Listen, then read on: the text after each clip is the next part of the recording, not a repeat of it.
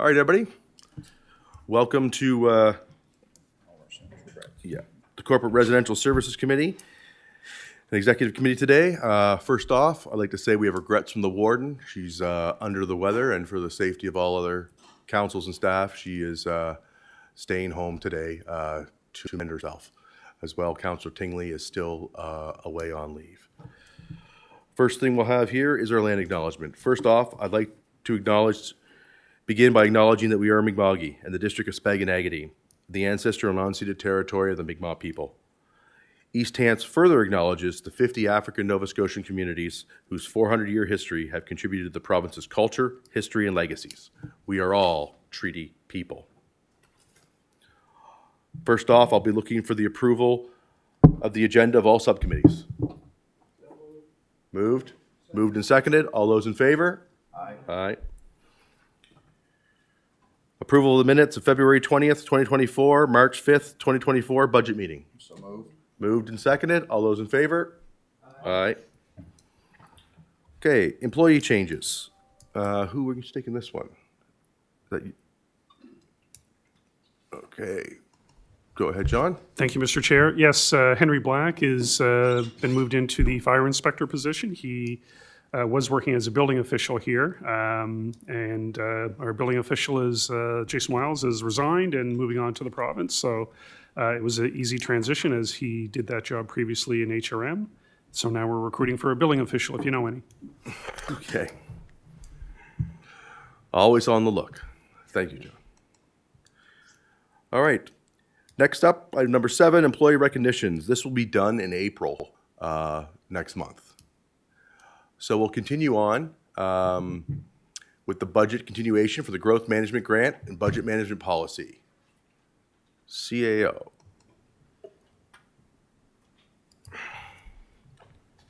Thank you, Mr. Chairman.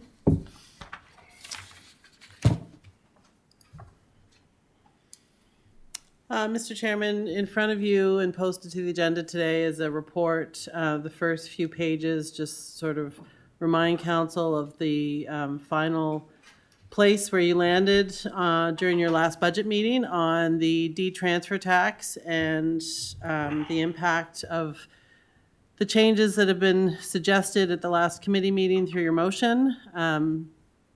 Essentially, the change that took place last week was primarily around the rural and Brooklyn fire departments and making sure that everybody understood what that looked like. The scenario in front of you is to reduce the 9 Mile River streetlight rates by 2 cents down to nil, to reduce the Enfield Grand Lake streetlights down by 1.6 cents to nil, and to reduce the rural and Brooklyn fire department rates by 1 cent. And that would enable you to reduce your general tax rate by 0.3 cents overall. When you look at the fire departments, you're looking at primarily the what would end up happening is you would reduce your rates by 1 cent, and the municipality would grant each of those fire departments the equivalent of that 1 cent. So $38,059 would be granted to the fire departments. And then you'd have $24,000 remaining that would be divided by the 6 departments that currently get the operating grant under your fire funding policy. So that's about $11,056 this year. That would be added to the $4,046. So they would get that grant of about $15,000, the uptick of $4,000 each. So from a fire department point of view, the 1 cent, they wouldn't notice a difference. They're getting it through a grant rather than their levy. And then they would get an increase of the $4,000 in their operating grant. Your residents, however, would see that 1 cent reduction in their fire rates across the board from Brooklyn to Maitland. So with that comes some proposed policy changes, and these have sort of been shifting and ebbing as you've gone through your budget management discussions. But essentially what this would do is give staff direction when we go to set the budget on how much to budget for D-transfer tax, and really that's measuring the risk that council is willing to put into that first draft of the budget. These can all be changed by council and any future council at any time. So give a direction on how to budget for your D-transfer tax, the tolerance, risk tolerance that council might have. And then how much to allocate to a municipal buildings and property reserves fund. It would be about 1.5% of the budget for GTR, which is equal to that $380,000 we've been talking about throughout these budget discussions. And I should note that this would be a change to the budget management policy, but when we come at year end with some changes, you're also going to need to make some changes to your reserve policy that council created last year. And that's a policy that we kind of update annually as you make decisions on your budget and your year end. What new reserves might need to be in place, what kind of things you might need to put into those reserves, that type of thing. So that'll come in June with your year end budget memo. So as far as the growth management grants, what we wanted to do was establish a way inside your budget policy that gives staff direction on how to do this every year. Because I don't think we want to talk about this for 6 budget meetings every year. So by putting it in policy, it does a couple of things. It gives staff the way forward on how to calculate these grants, but it also it gives council sort of that direction to be able to talk to their residents and say, this is what we've decided, this is what it's going to look like. And it allows these grants to grow with the municipality and with the different regions that, that they impact. So looking at this, sticking with that 4% of general tax revenue, so you'd see Mount Uniacke, the 2 districts in their entirety, and this would be for next year, the 2 new Mount Uniacke districts would get a grant equal to about 4% of the general tax rate that they bring in. The Enfield streetlights and the 9 Mile River streetlights, what we will do is we will look at their power and consumption costs. We'll look at $10,000 transfer to reserves. We'll cover that amount with the 4% from the urban service and the area outside the urban service area. And the remainder of that will then go to the Sportsplex area rate. So money that's collected in that area staying in that area. And then with the 7 rural fire departments, we would look at the 4% again, looking at those annual operating grants that are awarded through the fire service funding policy. Those are noted here, but they're actually managed through that other policy. And then a grant equivalent to 1 cent to the fire departments, and then dividing that remainder equally among those 6 departments that get that operating grant. So we've also added in the policy, which was a concern of council, was, you know, how do you stop this from being a necessary expense if you need to reduce your tax rate in a future year? So we've put wording in here to make sure that no future council is bound by having to give these grants, and of course they wouldn't be, but to put it in policy makes it clear. And that if we're looking at a situation where we have, you know, we're looking at increasing our tax rate for whatever reason, then these grants would be one of the first places that you look to sort of pull back on that and bring those back into discussion. So those are the policy changes. We did have a motion on the table from last meeting that was a little bit messy. It didn't have the Brooklyn changes in there. So, and then we also have a recommended motion that kind of tidies this all up and makes it nice and clean.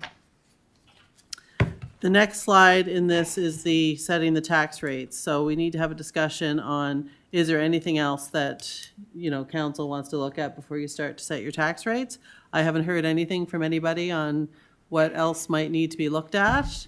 But the first thing, if we're all okay with, if you're all okay, I'm okay with it. If you're all okay with the changes that are being recommended in this report, then the first thing that I would recommend you do is lift and defeat this motion from the table from last meeting. And then to pass this motion, which would talk about your $3 million, setting your budget for this year. Also talk about approving and recommending the policy changes that were made and the budget management policy, and putting those growth management grants into the budget this year as per the first slide on this deck that I showed you. So, Mr. Chairman, that's the first part of this discussion. The second part of the discussion, we do have the tax rates, the adjustments that you've made to the budget so far, and I can go through those if you like. I think everybody understands what they are. This section is the section that talks about the different grants that would be awarded through the discussions on the growth management grant. And then the proposed motion would continue on with setting the actual tax rates, with the green rates being those that have changed. And right down through to the fire departments. And then the last part of that, setting the rates motion, is talking about how the mandatory provincial funding includes education and regional library, and that RCMP services is on all assessments, and that for provincial reporting purposes, the general residential resource rate would be 80.7 cents, and the commercial rate would be unchanged at $2.57. So, Mr. Chairman, that's the intent of the budget discussions this morning from the staff perspective. Again, we're open to any direction or discussion. Okay, thank you, CAO. First up to speak is Councilor Rhino. Thank you, Mr. Chair. Well, I went away from the last budget meeting. I thought long and hard, talked to many people, and where can I can understand the Mount Uniacke area is a growing area, and they would like to have more for the future put away. I can understand that. But when I look at it from a District 5 perspective, I look at it, is everybody gonna share in this equally? And I found out that they're not. It is gonna benefit some fire departments that I represent, Maitland, Knoll, and Tenneco. But where it's not is the one served by the Shubenacadie Fire Department, which takes presently in my district, there are quite a few homes that are served by the Shubenacadie District Fire Department. They will not see anything onto this. So, and I talked to some fire chiefs, and the ones I talked to, the one I talked to, I guess is the one, he said he'd rather see that put on the general rate because that would treat everybody equally. And I can understand that. And to treat everybody equally in my district, I cannot support this at all. If we go back to putting that money, proposed increase in the deeds transfer and putting that against the general tax rate, then everybody in this municipality will get that money off their tax rate. So everybody's treated the same. Is there something we can do for areas of growth such as Mount Uniacke? I'm sure there is. It would have to take a lot of discussion and a lot of talk, and there's something out there we could do for growth areas to realize what they're bringing into the municipality. But for me, it's treating everybody equally, giving everybody a fair shot. So the only fair shot at this, to me, is take that deed transfer tax and take it off the general rate. And you also talk about, what's left in this to talk about. What about the 6 positions that are coming into this municipality? We've never discussed the human resource report. I do believe that, people out there are struggling, and I've said this before. April 1st, we're going to struggle even harder. Costs are going to rise because of the increase in the carbon tax. That's going to happen. People have to live within their own means. People are doing with what they have. I think this municipality should show leadership and do the same thing, because I do not believe that a total of 6 positions here are warranted in this time of hardship. And I will not be supporting that. Thank you. Thank you, Councillor. Next up, Councillor McPhee.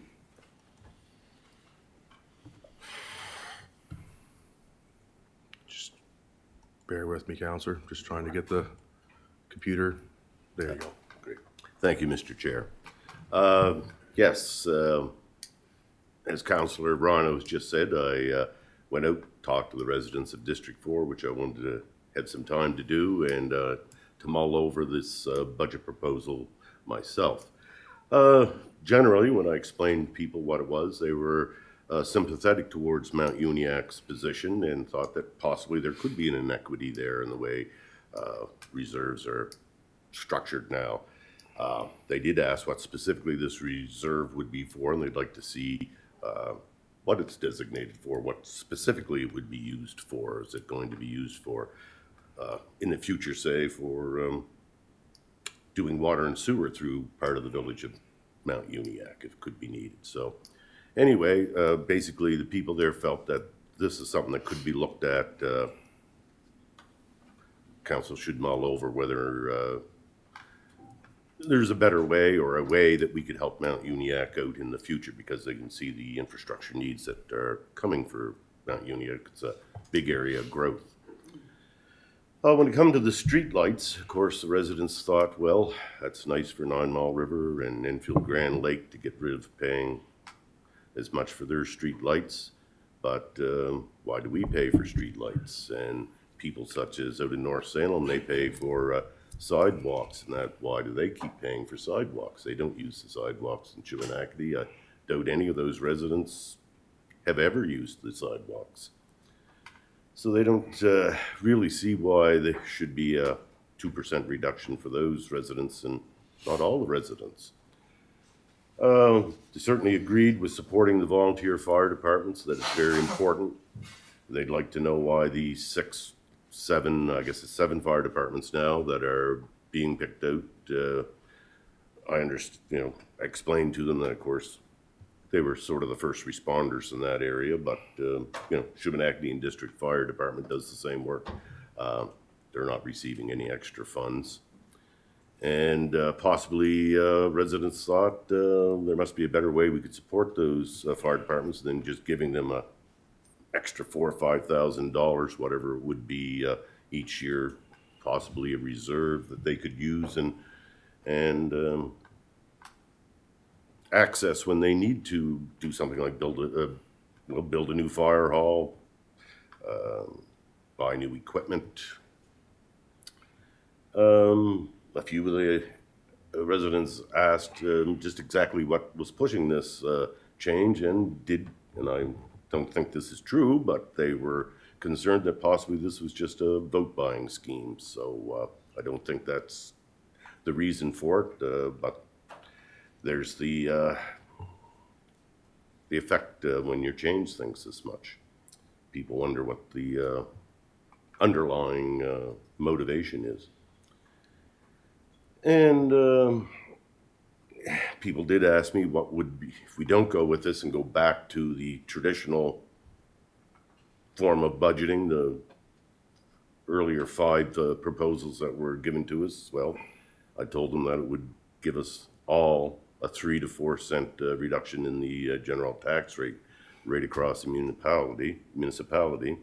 Most people thought that this would be much fairer for all the residents to receive a tax break rather than just a few, because in Shubenacadie, or District 4, I should say, we're at the status quo. We don't really gain anything from this. 0.3 is not really that much, when we could be looking at a 3 or 4 cent. And let's face it, it's not as, even that's not as good for Shubenacadie as it is for other areas, because our assessments are lower, which is also great. So really just they felt that they'd sooner see, and felt it would be fair for everybody if we just took the 3 or 4 cent drop. And everybody come back, look at a way to address these concerns of Mount Uniacke in future budgets, future discussions that we can have here at council. So what I concluded from my discussions and thinking about it myself was that we should stay with this traditional method of budgeting and take a more conservative approach to budget at this time with everybody, as Councillor Rhino pointed out, it's a time of high inflation and everybody's feeling the pinch. So for those reasons, I won't be able to support the motion. Thank you. Thank you, Counselor.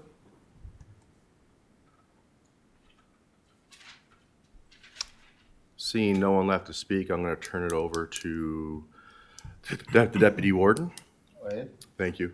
I hear what my fellow councilors are saying, and I understand that. And if I lived in Shubenacadie and was into the R4, under R5 area, I too would not feel like anything. But the urban service rate is already receiving a 3.8% or 3.8 cent reduction. And they have been receiving over a 3 cent reduction every year in the urban service rate through this grant. So what's happened is we've had one area of the municipality and one group of people that have been receiving a tax break every year, and the other areas have got nothing, right? Granted, a lot of money was created in that area, and that helps. Go for it. But we've seen through all the reports that there's other areas that generate the same amount of money or more. And we just need to find a way, in my opinion, to make it fit, to try and find a system that's fair for all. I think this current one that was proposed is a great starting point. And if people want to know what Mount Uniacke needs the money for, well, we have nothing there, and you can't have anything without funds, and you need to build funds to do anything. So for at least since 2018, I know for sure, I look back, it goes back further than that, but in 2018, the two Mount Uniacke districts have been contributing an equal amount or more amount per district as the corridor combined. So it's just one of those things that if we want to talk about fair and equitable, there is going to need to be significant investment in that region. I do believe that if you look at this policy, it gets the majority of the municipality. I don't think there's any policy we can have and that we can do that will be 100%. And for me personally, if that was the case, that the will of council was that they don't want to go this way and they don't want to see that any of these grants be given, then I would say all grants, including the one of the USR, and put it all on the general tax rate. But I believe that grant to the USR is important, and I believe it is warranted, and I believe that, we have to be able to provide for areas that are in growth, for areas that need infrastructure. There's going to be a big change in this municipality in the next 5 to 10 years, especially when capacity increases in Shubenacadie, right? There'll be a lot of growth happening there. The capacity and the building through Lance. And I believe with that, as that increases, so does the percentage of tax in that area that can go to that urban service rate to help all the people. So by making it taken away from the D transfer tax, as the CAO and staff has provided, and made it directly linked to what each area brings in tax revenue, and that money kind of goes back to that area for different things, I believe that is probably the fairest way that we can get to at this. And this is the first shake at it. 20 some odd years ago, they did it, and they institutionalized the urban service rate grant. And it's been going on for well over 20 years.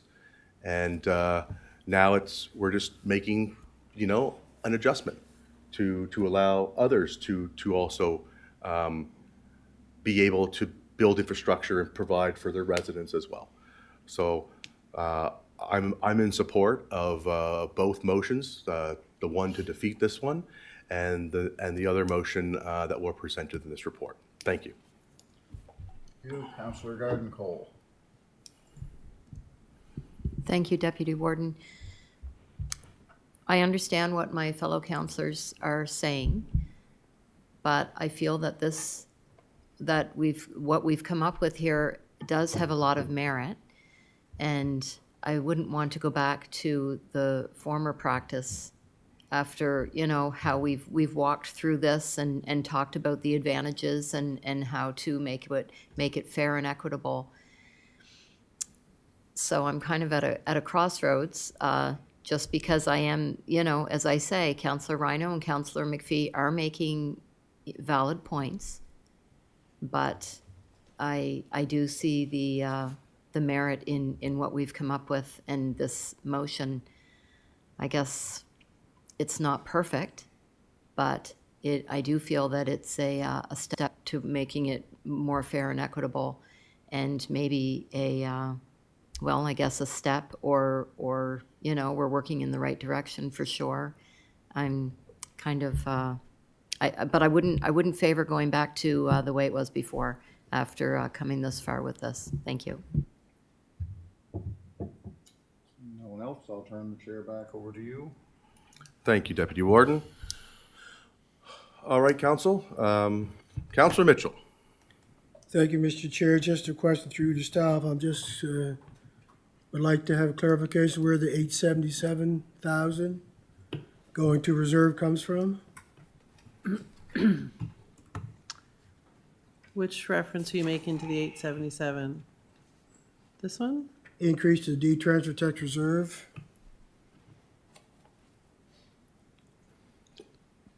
The 877 would be the amount that you would take into your budget from transfer tax.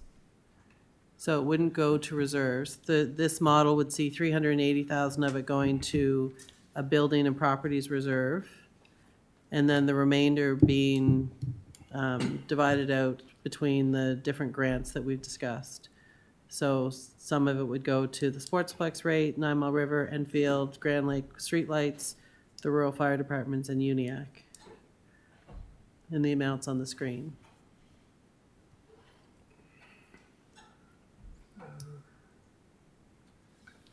So that's an equal amount from all districts, or all areas on the screen? It's 4% of what they collect on the general tax rate would go back to the areas. As right now, the corridor urban service rate is 3.78%.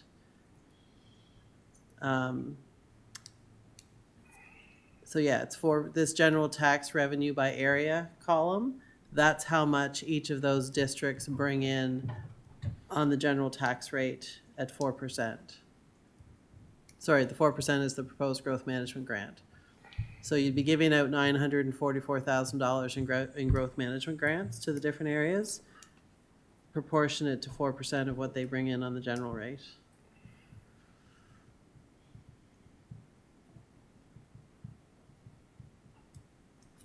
Okay, I'm still thinking, thanks. Thank you, Councillor. Deputy Warden. I'll move to lift the table motion. Moved and seconded. I believe it's automatically lifted after it's moved and seconded. We don't need a vote to lift, to remove it from the table. So the motion is back on the table. Any discussion on the motion? Question. Question's been called on the motion. We'll go to the vote.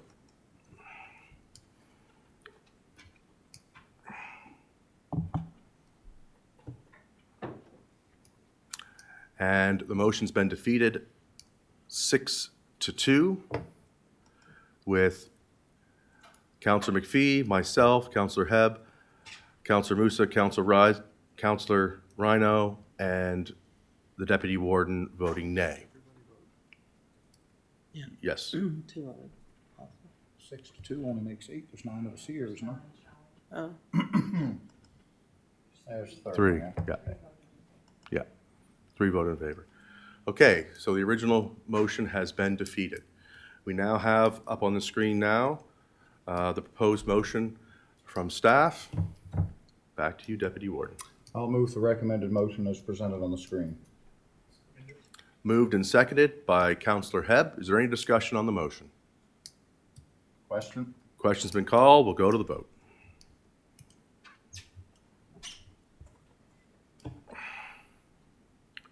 One more person left to vote. There we go. And the votes are in. The vote is passed by a vote of 7-2 with Councillor McPhee and Councillor Rhino voting nay. Okay, Mr. Chairman, so the next motion, and again, to Councillor Rhino's point, if there's anything else the council wants to deliberate on your budget, now would be a good time. If not, then the proposed motion for the budget would be as follows. As we've gone through this process, you started with a balanced budget. We've had some ins and outs that have come from motions of council primarily. There are a few that, as we go through this process, just with time, we realize that, we get different quotes or projects go different ways. For example, the most recent one, you have wayfinding signage project in your budgets in my department. We got sort of down that path, and in talking to Department of Transportation, it's not going to be possible to do what we wanted to do. So we've removed the printing and installation, or the production and installation of those signs from the budget. So those kinds of things are on this list. We've been able to balance everything. Most of the things that we've taken in or out were coming from reserves. So the reserve amount just gets amended based on the list. And again, this is the motion that you just passed to put all of this money in and out of your budget. So you bring in your D-transfer tax and you'll pay out these grants. And then, of course, the 0.3 cent reduction on your general rate. So the motion for the operating budget would be to recommend to council to approve the 2024 draft operating budget amended as follows. And then there's two tables here that would be the amendments that would go into your budget. You would get revised copies of those pages of your budget once this is finalized for your paper copy. And then the next part of that motion is, and that the following tax rates be set by council for the 2024-2025 year. And then the list of rates would be part of the motion. And then the last part, just summarizing everything for clarity to make sure that we can report those rates as appropriate on our website. So my next slide is blank. I Okay. would look for direction from committee. All right, so first up to speak, Councilor Rhino. Well, as I spoke previously, I think if we put a hold on the hiring of 6 new positions here, we could drop that rate by another 2 cents. And to me, we're asking people to do, do they have to do with what they have? I think it would be proper leadership that we do with what we have to do. And if things take a little longer, well, things take a little longer. When I see things of, sending 3 additional counselors to FCM, I realize that's coming under reserve, but still, do we really need to send 3 more people to FCM? There's a few other things here too, but to me, I don't think that we're showing, as a group, as much as we could be doing to help these people out who are struggling from day to day. And when I see something like that, it bothers me to no end. I think we should be showing leadership, and the fact is, all right, we're going to get by for another year on the employees we have, and we'll make it, and we'll be showing the leadership. That, to me, we've never ever discussed this human resource report, so there's where I stand on that. Thank you, Councilor. Councilor Garden Cole.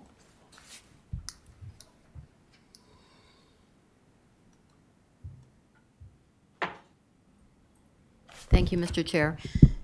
I had missed a council meeting in February. Did we talk about, I know that we went through briefly about the 6 new hires. Was there a more in-depth conversation about that during the meeting that, I assume there was during the meeting that I missed? Sometimes we talk about, if a few new hires come, we talk about prioritizing the hires or whatnot. Did that take place? Because to my recollection, the hires weren't really, the new proposed positions weren't really discussed at any length during council. I'll confer to the CAO, During but I do budget, believe we sorry. only talked about the hires at the point that we talked about them in the budget. I don't believe we did any more than that. Yeah, so the new positions were all discussed as part of each operating budget as we went through them. And then the human resource report was posted for council to review. Some years we go through that in detail, some years we don't. That really becomes a question of the council of the day. The new positions have all been discussed with council throughout either the CAO priority sessions that we've had or through the budget discussions at the operations department level. Okay. And thank if you. anyone has any questions about them, we can certainly raise those and address them. Well, I guess what I'm just wondering is 6 is substantial for one budget. And as I said, in my experience, we've brought them forward. And as you say, we've already discussed it in a variety or maybe less in-depth ways. But just when it comes down to the crunch, I guess I'm just thinking, and I did think this earlier, but then thought it's probably already been discussed maybe in that one meeting I missed, just thinking about prioritizing the positions and maybe, not hiring 6 all in this budget. That's just my thoughts on it. Thanks. Thank you, Counselor. And if you have any questions, you can always raise them at any time. You don't have to worry about if you missed a meeting. Council McPhee.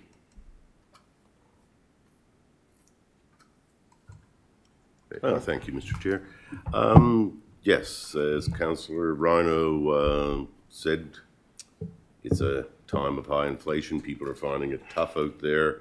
I don't know where we can save some money, whether or not we cut the new hires to 3. I'd have to look at who they are, or maybe there's another way we can save some money for the taxpayers, the residents of the municipality. But yeah, if we could cut the tax rate by another 2%, I think we'd be doing them a real service. We should look for ways to possibly cut something out of this budget then, so we can give the residents of the municipality an actual tax break, not what we're giving them now. Thank you very much. Thank you, Counselor. Counselor Rhino. Thank you, Mr. Chair. I do believe that they were correct. They were mentioned during the different department budget discussions, but that was it. They were just mentioned. I think I was the only one that spoke up and asked, what's the cost? What's the cost? What's the cost? I got given the cost. There was I don't remember any discussion that took place on any of this, and it was just kind of breezed right over. So this is why I think we really need an in-depth discussion on why staff or CAO or staff feel that they need these positions, and what can we look to cut back to cut possibly something off this budget, because the people would be paying more. And really, they are frustrated. The people are frustrated out there with what's going on. Thank you. Thank you, Counselor. Deputy Warden. Thank you, Mr. Chairman. I look at this a bit differently. That is, this municipality is growing leaps and bounds. Every other budget that we've set through, some of us longer than others, there's been no positions come to this council for budget that have been, just because we want one. There's been a need. And if we decrease, or we don't do the hires, the workload is only gonna get more on the staff we have now. So when that staff gets discouraged because there's too much workload and they moved HRM or Colchester County, then there's even more workload on another staff member. We're not going to get smaller here in the municipality, but it's only going to grow. And as that development grows, you will recognize the money for these positions as the growth occurs. I mean, it's pretty simple to me. As the company gets bigger, you need more employees to run the company. So I'm very much in favor of the budget and very much in favor of the hires, because I know they would have to be vetted not only by the directors but by the CAO before they would even come forward. That's my comments. Thank you, Deputy Warden. Next up, Councillor Musa. Thank you, Mr. Chair. Yeah, after hearing my fellow councillors, how hard is it to go briefly about those 6 hires and see if we can do something about it? Like, if not for us, like I know we all have the HR report, but for the people watching online and stuff, so to know what's going on, I think we should briefly go through it and refreshen everybody too. Thank you. CAO said that she can go through it, but before she goes through it, I'm gonna, Councillor Garden Cole. Thank you, Mr. Chair. I just want to say, that this is my fourth budget, and I feel like that this one in particular, that the de-transfer tax really seemed to take a hold of this budget. I feel like mostly that's all I got out of this budget. And whereas other things that maybe I would have questioned or my fellow councillors would have questioned along the way and would have benefited myself from other people asking questions, I feel like that got a little bit lost in this budget. We were really focused on one thing, and now we're coming to the end, and I know it's late in March, and all of a sudden I'm thinking, right, I remember thinking 6 positions is a lot, but then it's just been kind of a little bit of tunnel vision for me, and I just wanted to say that. Thank you. Well, very well put, Councilor Garden Cole. So CO, I'm going to turn it over to you. Sure. And you can just go through all the positions and provide a refresher for council. Thank you. Sure. Or committee, sorry, we're in committee today. Thank you, Mr. Chairman. So there are new positions in the budget. I'll just go down and list them and sort of give a high-level synopsis of the intent of the positions. There is a new recreation coordinator position in the budget. And I'm going to use the numbers that I have here on my notes. I can't recall if I think these are without benefits, but they're the salary level. So recreation coordinator, with or without benefits, is $60,000. That position will work with one of the other new positions, the protective services coordinator manager, to do some senior programming. And then they will be based primarily out of Mount Uniacke and working with the rural areas of East Hants. Having said that, they will be a team with our current staff, so they will be working wherever they're needed. But primarily increasing some of that programming that we've had really great success on in that Mount Uniacke and rural areas. And again, the more people we have, the more kids we have, we really do need to grow your recreation department. We have one programmer currently that does all of the programs with some sort of part-time support brought in. The next position is the Protective Services Manager. This position for me is one of your key ones. We have a great need to put more focus on emergency management, which this position would sort of take the reins on. Kelly would remain as the alternate EMC, but this person would really start to look at your EMO. And folks, you've got to look at your EMO in more depth. We manage EMO right now off the side of Kelly's desk, and she does a phenomenal job. But the instances of when major events are happening, especially weather events with your climate change, are undescribable, really. We need to do things like getting your fire smart things done, getting prepared for major events, your flooding, all of those things need to be paid attention to. The other things that this position would do would be to focus on your senior safety. So you had some savings in your senior safety from the grants that were given to the senior safety group that no longer is in operation. So this person would take over that primary role of senior safety, working with the new programmer to do some senior programming, that kind of thing. And they would also become the liaison for your fire service, policing, East Ground Search and Rescue, those groups as well.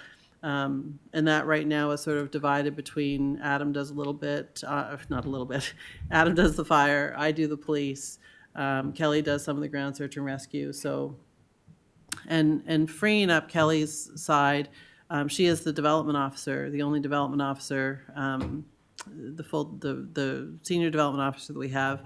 We have Leanne, who gives her a hand on the development side. But the amount of development that's happening now, and she also oversees the bylaw enforcement, all of that is a lot, and far too much for one individual or 1.5 individuals to take on. So this position would certainly give her some relief. Plus, it would improve and all of the functions around safety, public safety in the organization. There's two positions in the administration department. One is an IT person. That person would, our IT department right now is very focused on development, on the programming side. The more that we get electronic, our website, all of our services are moving to electronic. We have a lot more maintenance of systems that we've built and designed.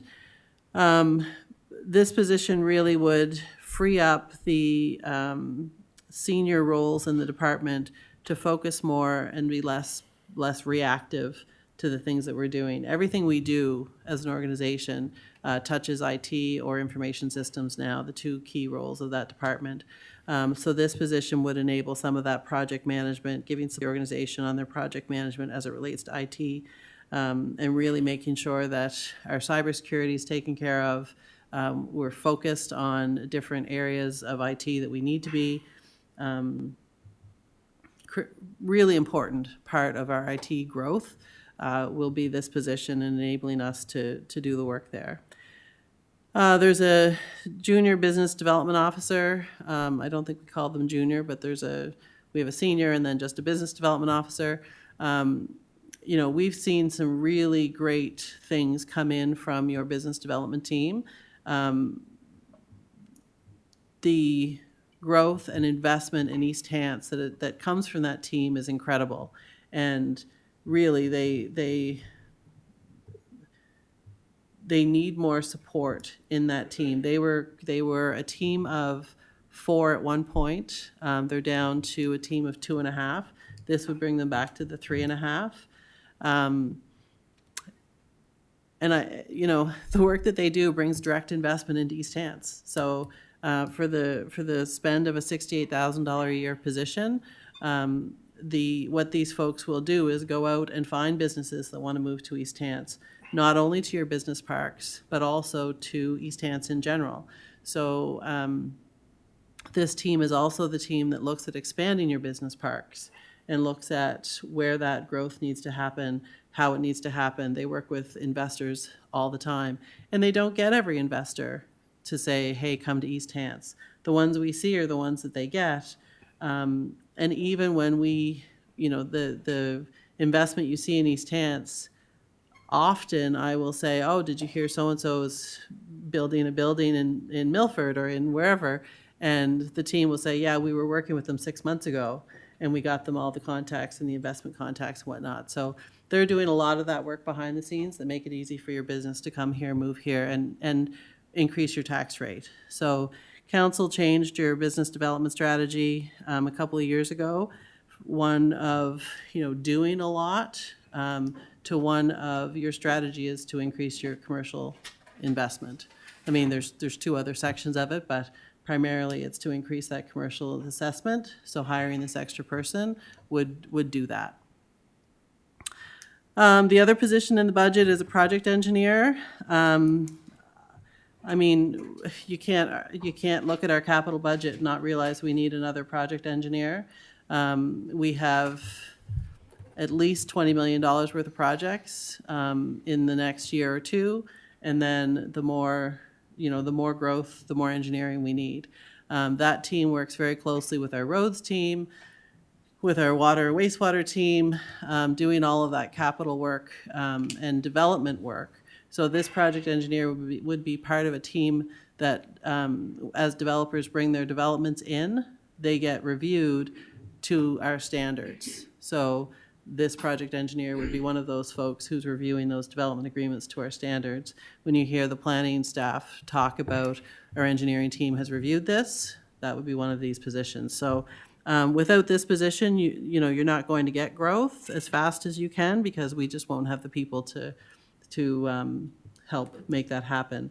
When developers are also putting in infrastructure, we need to go out and make sure that it's built to our standards, so our engineering team does that as well, which really makes sure that 20, 30 years from now, you're not staring at a pipe that you need to dig up and it's going to cost you $40,000 because it was installed too deep or too incorrectly or whatnot.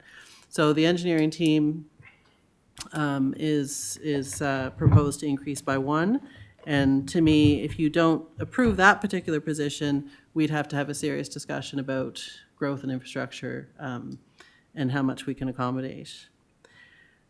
The last full-time position in here is an environmental technologist.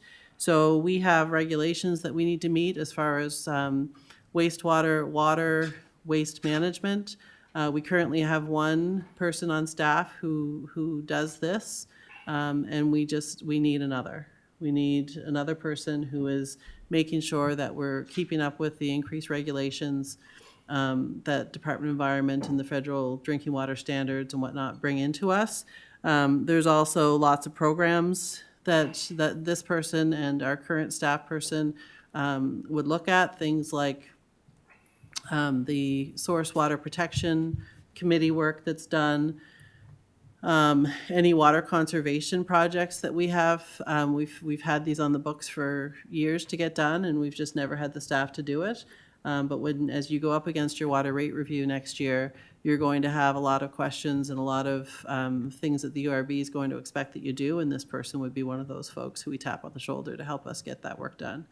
So this is really sort of that lab testing, water sampling, environmental reporting. The reporting is the huge part. You know, you can go out and take your samples and get all the work done, but it's the reporting on the other side that takes a very special skill set to be able to decipher and put those in. So those are the 6 positions. There's also a shift over from what we have our policy position right now, shifting over to more of a corporate projects position to deal with some of the real estate projects that council has coming up. And that person would also be doing some primarily corporate projects, but policy work, anything that council brings up through motions that we'd sort of tap admin on the shoulder to do, this position would be, but that's not really all new money. We're sort of taking a position that came in, did some policy work and got us up to speed. Not to say we won't be back in another few years looking for some policy work to be done, but right now we have some money in here for a summer student to do some policy work, the remainder of what needs to be done. And I think we can accommodate that through that seasonal work. It'll mean more work for the directors and Adam and I, but you know, we're willing to do that to get that corporate support on the project side. And then there's also part of a position in here. We do have currently a 0.6 of a building maintenance position, and this would be to round that out to a full-time building maintenance position. So those are the projects. I don't know if I gave the dollar values as I talked. I get a little excited. Protective services was $90,000. IT and business development would be $68,000. Project engineers $97,000, and the environmental tech is $59,000. So, Mr. Chairman, that's sort of the high-level overview of each of the positions. I'm not sure where council wants to go with that, or if you want to go through the entire human resource report. I'd look for direction from council. Thank you, CAO. I think it provides a good picture. We have a few people on to speak. So first up, Councilor Rhino. Thank you, Mr. Chair. Well, I compare this to a car salesperson. You know, you talk about the features, but do we really need them? So I guess my thought on this to the CAO, could you prioritize them from 1 to 6 or 7, and with 1 being the top priority, and prioritize them down, and then we could go from there, because I really don't think that this municipality really can afford these positions all at one time. Through you, Mr. Chairman, it would be difficult for me to do that on the fly without having some conversations with council about how you prioritized your strategic plan. You have 4 different pillars in your strategic plan, and each one of these supports one of those pillars. So if you were to say to me that you know, your healthy community stuff isn't as important as your infrastructure development, then I would say the recreation coordinator could come off the table. If you were to say to me that some of these are difficult to take off the table, the environmental technician, we're certainly not in a position where we're not meeting our regulatory requirements, but it's coming at a significant stress to the current staff that we have. So if you look at your priorities around staffing and internal excellence, then, one of your key priorities is to maintain your current staff. So some of these positions, specifically if I look at the environmental tech and the protective services, and the project engineer, you're putting that particular key objective at risk by not upstaffing some of these areas. So I can prioritize them if I had a discussion with council about what your priorities are, because these positions are in this budget to meet your priorities that you've set out. It's difficult for me to sit here and say, well, one's not as important as the other, because your priorities aren't, they're all important in your strategic plan. I understand what you're saying, but then you guys, you sit around in budget preparations and you come down with a list of, these. I'm asking for your perspective as administrator of this municipality, what is important to you? And I can weigh them against our own priorities. Well, Councillor, this list of 6 has been whittled down from a list of probably 11 or 12 that came in with the initial budget ask. We have a 3-year rolling list of positions that we know, if we want to continue on the path that we're on, that we need to have. This list is the list that I thought was a priority based on all of the discussions. So when I get the request from staff, I look at all the discussions council's had over the past year. I look at all the events that have happened, the motions that have been made, and I have to look and think, okay, I think these are council's priorities over, one over the other. So I've already done that work in my head. This is my list of priorities from the 10 or 12 that came forward as a possibility. From a purely operational point of view, I can look at this list and say, well, we need another project engineer if you want to get your capital budget done. If you don't, then we don't need the project engineer. I would have to go back and talk to all of the departments that impacts and say, without the project engineer, which one of these projects doesn't get done, or which 6 of these projects don't get done. And some of them might impact you all differently. Some of them might impact Councillor Tingley and Lance because we can't get sewer projects done. Some of them might impact Councillor Garden Cole and Enfield because we can't get a crosswalk put in. So all of those different projects need to come into play when you talk about the project engineering position. The business development position, I really don't want to go through them all over again because I think each one of them has their own merits, but some of them bring in investment to East Hants, like the business development position. But I think it's not just about in commercial investment. You also have to invest in your communities. So your additional programmer, for example, that is a direct investment in your communities. They are going to help support Alana and her team provide direct programming to your kids and adults. So if you want someone to show up and put on a pickleball demonstration, or if you want someone to organize a day camp or then we need those resources. Again, do you need another recreation coordinator? No, you don't. But you're not going to get those additional services that you've been talking to me about getting. So those are the decisions that you folks will have to make on each of those positions. Internally, the IT position, again, that goes back to supporting the organization to grow. That is one of those positions that you could do without, but you're going to have a lot of projects that don't get the support they need. And again, it's going to have that impact across your entire budget. So if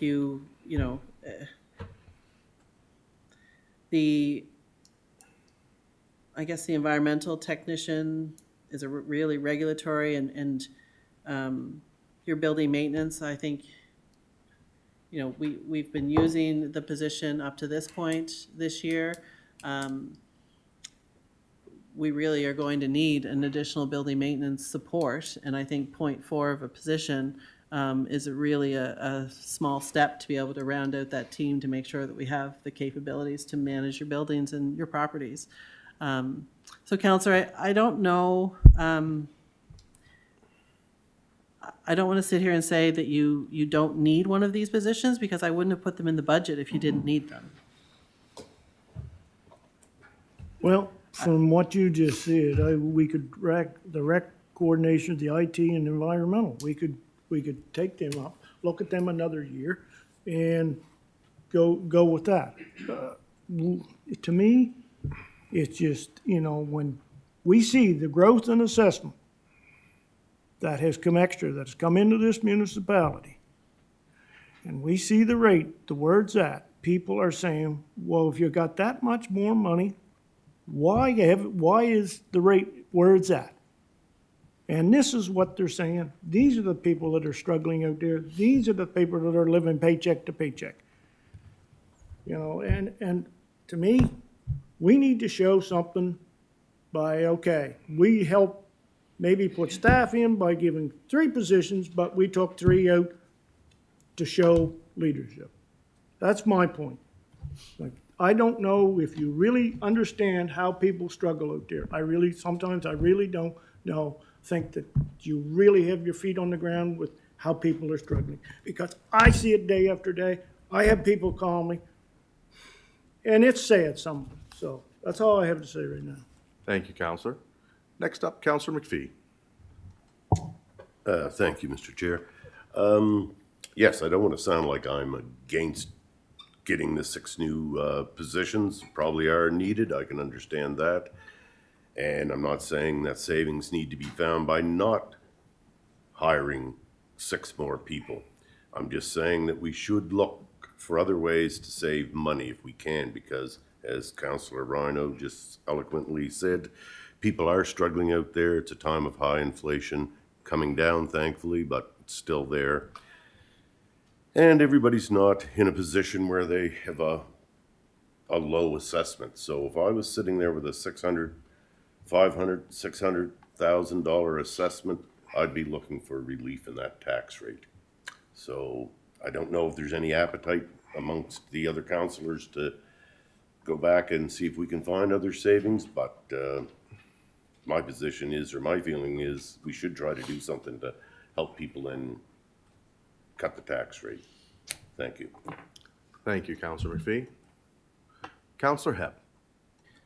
Thank you, Mr. Chair. Following up on the Deputy Warden's statements there, for me, I've seen this, I've sat here for a number of years, and we have a great group of staff here. And they're always in demand from other places. And when I hear about this, people coming and wanting to take our staff away from us to somewhere else, means to tell me they're doing their job. Every year, there's different things come into this municipality which we have to look at. Somebody has to do the job. And I think over the years, what I've seen is that the CAO says, well, it's not enough to hire somebody. We'll let this staff kind of look after it. And the next thing comes on, well, there's too much for one staff, so we put it on another staff. And the first thing, the staff are overloaded with work. And some of the things that they are doing, they may not be 100% qualified to do that, but they're eligible to do that. And it's an overload. It's not what they're hired to do. And I will say the CAO went down there, and I agree with every one of them, you know, and I'm going to use the recreation coordinator as a good example. In the corridor area, there's a lot of recreation groups out there, and they're mostly all volunteers. When you go to the rural part, there's probably a whole lot more out there, because every community has 2 or 3 or 4 recreation groups or different volunteer groups out there doing the job. I hear it a lot, is that, you know, we need help. What do we do here? Who do you go to here? This coordinator would recognize that, and it would make it a lot better for those organizations out there that are run by volunteers. And if you lose volunteers, you've got nothing. Now, it sounds like a lot of money. It's a growing municipality, and it's going to keep growing. And I wouldn't doubt that next year when we come back, we may have to hire another one. You know, we just lost a building inspector. What was the reason there? Is he overworked? Or maybe they offered him more money, I don't know, but there's a situation ahead. So we've got great staff, and we want to keep them, and we don't want to overwork them, and I think everything that the CAO has put in there is prioritized it, and I truly believe it, and I will support everything that's there. Thank you. Thank you, Counselor Hebb. Counselor Musa.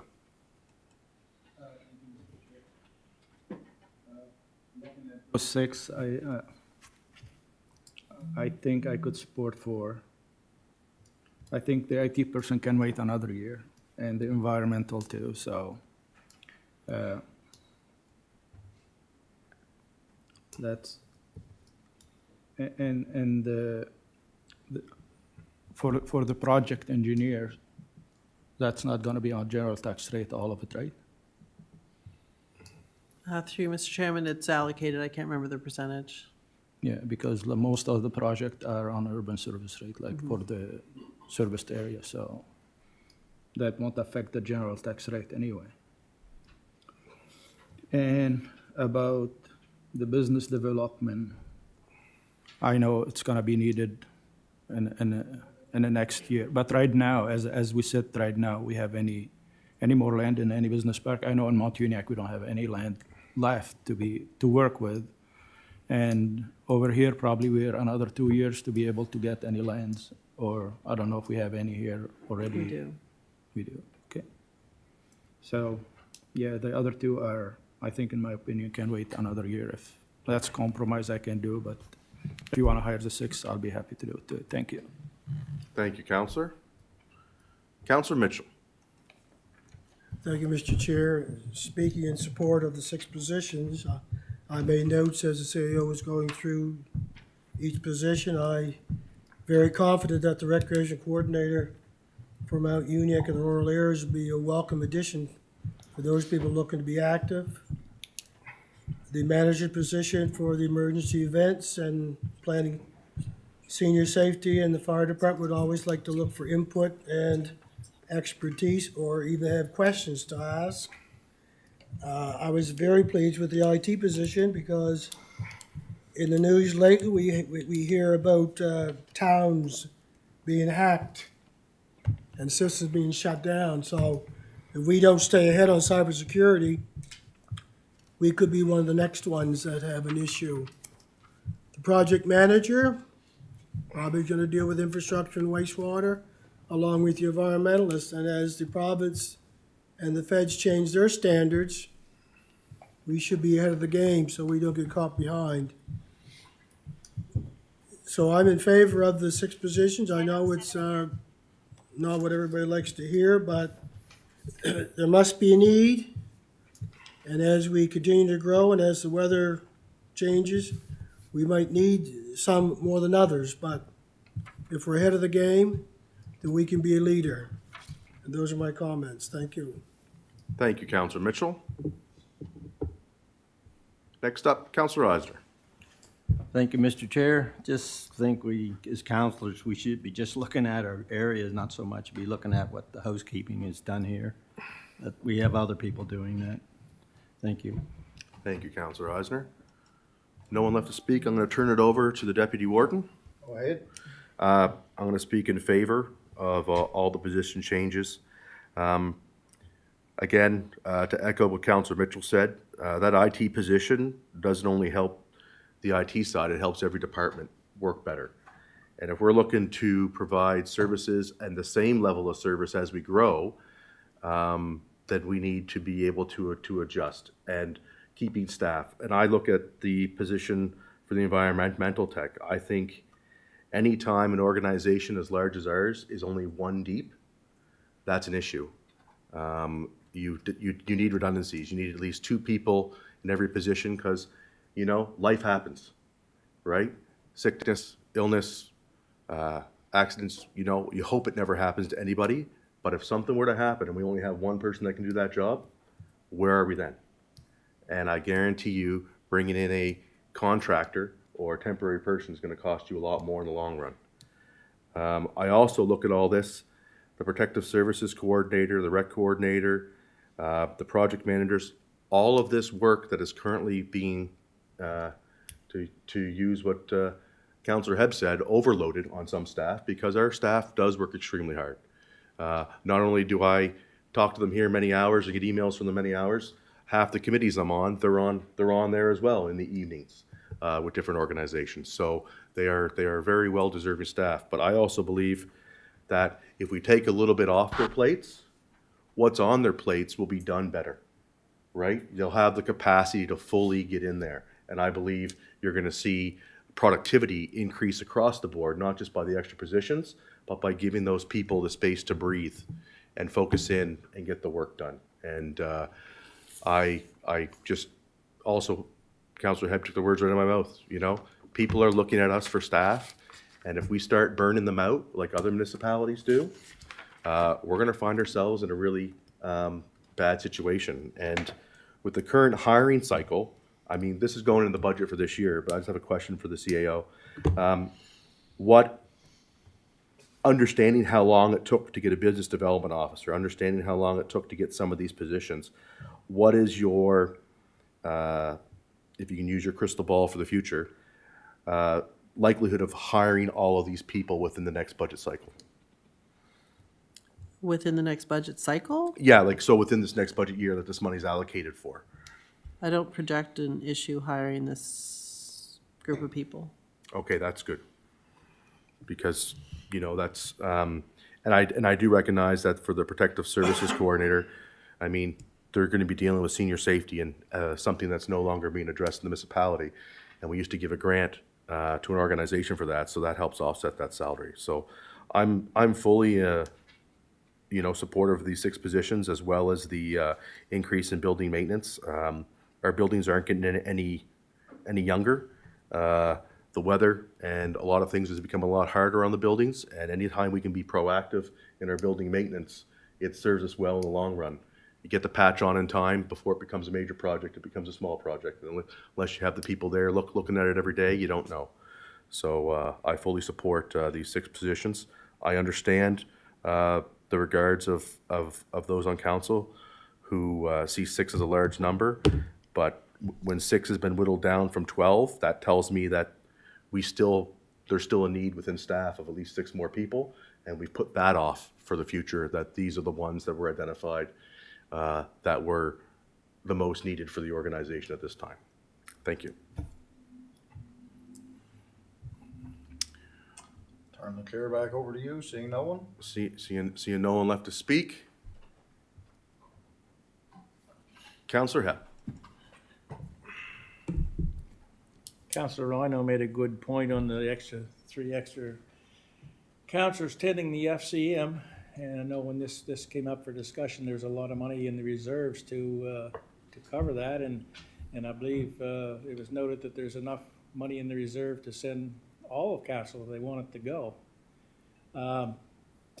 Instead of putting money into the reserves or in for the FCM, why couldn't we take the money, all the money out of the reserve to cover the cost of the warden, the CAO, and just 3 councillors? I mean, that's what we always did, was just send 3 councillors.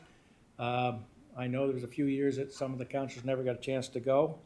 But I know that some councillors that are going have been there at different times. So for me, if we want to save money, there's a chance where we could take the money out of reserves to send the warden and the CAO and 3 councillors. And I think we could probably save, you know, probably $10,000 or $15,000 there. That's just my thoughts, but some councillors may not get a chance to go, but I think that's something we'd have to look at and say, okay, what councillors, if there's new councillors that's never been there, they automatically get right to the top of the list. So as Councillor McPhee said, is there ways that we can cut back on this? And I think that's one way. It's a small amount, but it does make a difference. So thank you.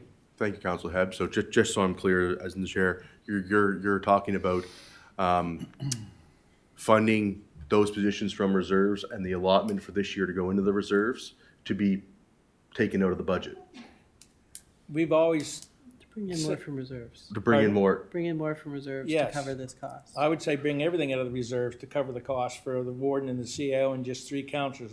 We've always sent that. So the additional councillors, I don't feel that even though we, through the pandemic, we never had anybody, but I think we keep with the old system and, for the councils that it's never been to one, I think they should come to priority, top of the list, so. All right, thank you, Counselor. Counselor Musa.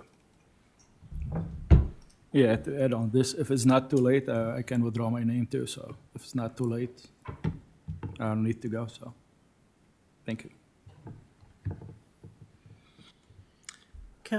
So I don't, it's not, yeah, this committee sets the, yeah, I'll let CO speak. So councilors, if you wanted to do that, if you made a motion to do that today, then we would just adjust this motion for council when the tax rate setting. So it would be, make a motion from your budget committee to amend the budget, and then move to recommend, would be the next one, to amend it based on the motions today and this list. Sounds good, but you've lost me. So the motion would, from what I understand, the motion that you're talking about would be to fund, so to reduce the FCM complement back to what we normally would have, which is the CAO, the warden, and 3 counselors, and to fund the entire budget of FCM conference through the reserve. That would be a motion, and that would impact the general tax rate, bring it down. Having said that, next year, it's going to bring it back up. So you're only, because you won't have the reserves next year to, but next year you can absorb that. It's just a small amount of money. It's not a big deal, but just so everyone's aware, as you do those things, Yes, I'll put you back on it, Counselor. It's my understanding that we had enough money in the reserves to send all the counselors for 1 Yeah. year. So we still should have money left in reserves by doing this for next year. yeah, I can't remember the exact amount, but the reserve was healthy. Yeah, Yeah. yeah, so. Yeah, that motion would work. That would bring your tax rate down like a 0.00 of something. I would make that motion, and don't ask me to read what it is, but Okay. So a motion's been made by Counselor Hebb to fund the FCM delegation entirely from reserves and reduce the number of counselors attending from 6 to 3. Is there a seconder? I'll second it. Seconded?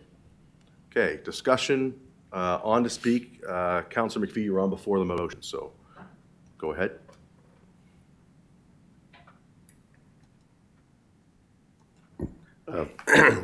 Excuse me. Thank you, Mr. Chair. Just a question for the CAO. Have we already paid the fees to the FCM, bought the airline tickets and everything for everybody? So are those refundable? So if we don't, basically, if we don't send the complement of counselors that we intended to now, would we be saving anything for this year? Or have we already spent that money? I'll have to check between now and council, if that money's, I know we have secured some of the hotels and flights. I just can't recall what the cancellation fees were. There may be some cancellation fees on the flights, but we can look at that between now and council. Okay, thank you. Thank you, Counselor. Counselor Mitchell. That was my question that Councilor McPhee asked. Thank you. Thank you, Counselor. Counselor Eisner. Yes, is that for federal and provincial, FCM? That would just be the But- FCM, Oh, for Calgary. Calgary, yeah. Yeah, I would maybe go to that. Okay. I would pull out of that. I would rather have that money for other things. Okay, so there's a motion on the floor with a seconder. Question. Question's been called. We'll go to the vote.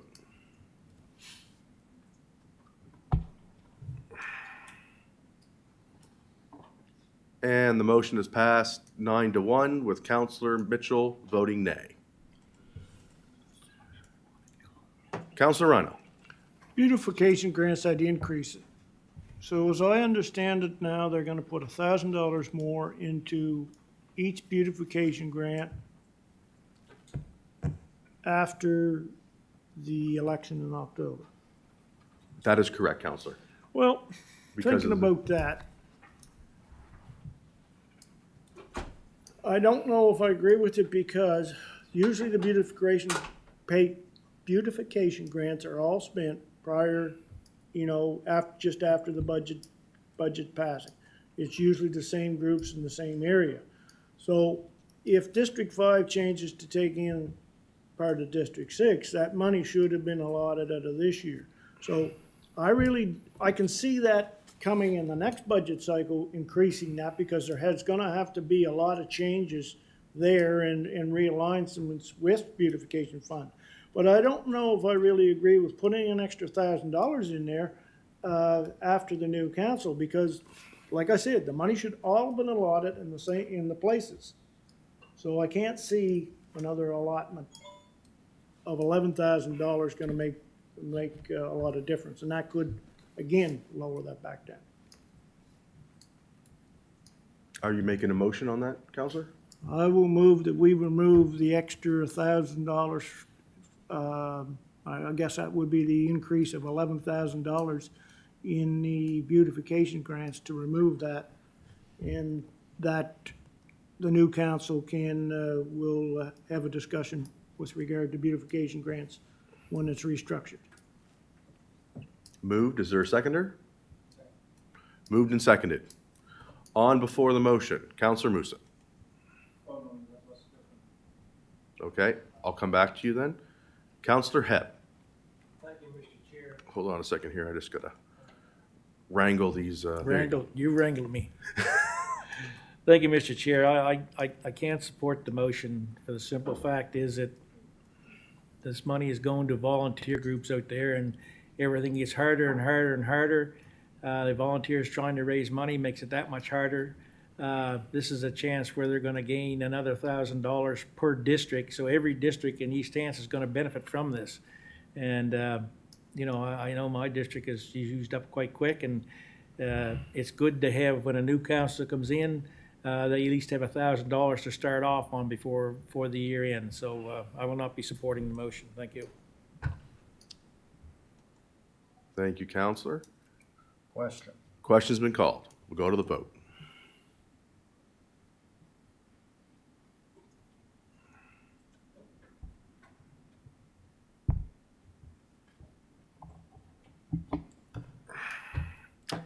And the motion has been defeated by a vote of 5-3, with myself, Counselor Hebb, Counselor Mitchell, Counselor Eisner, and the Deputy Warden voting nay. Counselor Musa. Thank you, Mr. Chair.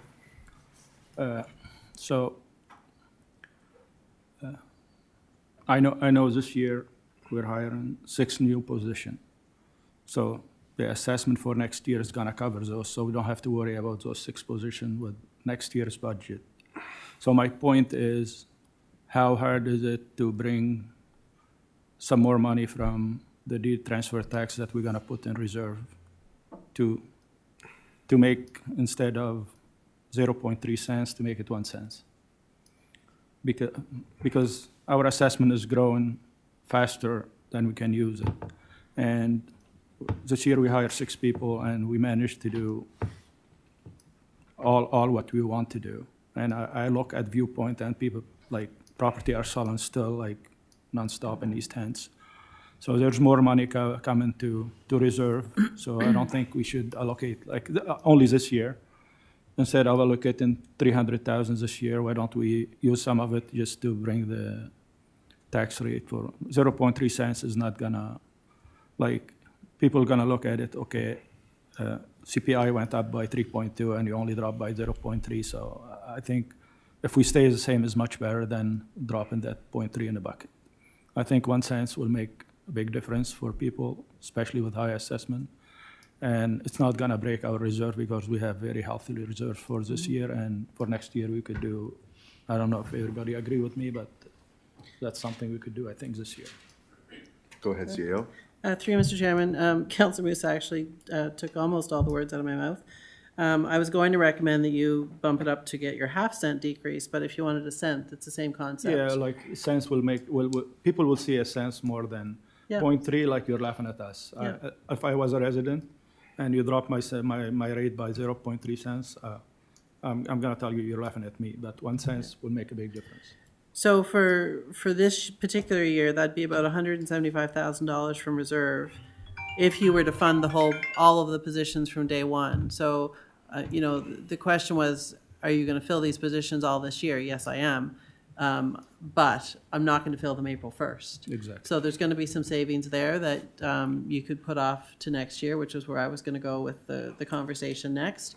Having said that, I would not, for this particular year, and knowing the growth that's coming, especially in the corridor area for the next year, I wouldn't, you know, I might hesitate a little bit, but I would recommend that you do something like that if you want to get that 1 cent decrease. My old director of finance hat says, you know, don't do that because, you know, you're going to pay for it next year, but I think you'll be able to pay for it next year. So if you wanted to, we could bring back these numbers with an adjustment. You're at 0.3 now.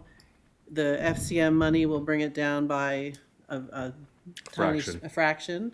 But, you know, you'd probably need about 160,000 to be brought in from reserves for that. And at the end of the day, you probably only need about half of that actually brought in.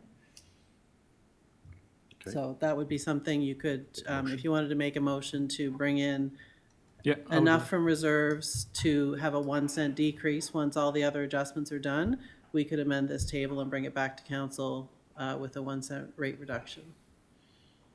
Yeah, I would like to make a motion to bring money from reserve to put the general tax rate down by 1 cent. Thank you. Moved and seconded. On before the motion, Counselor Rhino. Thank you, Mr. Chair. I'll support the 1 cent, but is the 1 cent good as the 2 cents that could have come off? No.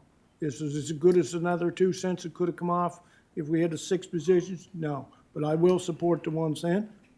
And just have in mind, you know, are we gonna sell this as, oh, look at this, we've lowered the tax rate by 1 cent. The bottom line is the people will still be paying more money on their taxes, because we have not taken that general tax rate down low enough to offset the increase in assessment. So the people still will be paying more. So I don't want the people to get thinking, you know, well, this is a great thing. You know, in my estimate, in my own opinion, it's smoke and mirrors, but I will support this motion on the 1 cent. Thank you. Thank you, Counselor. Counselor Musa. Yeah, we also lower the fire rate in the rural area, which is very high, by 1 cent too, so just Seeing no one left to speak, there's a motion on the floor. Question. Question's been called. We'll go to the vote.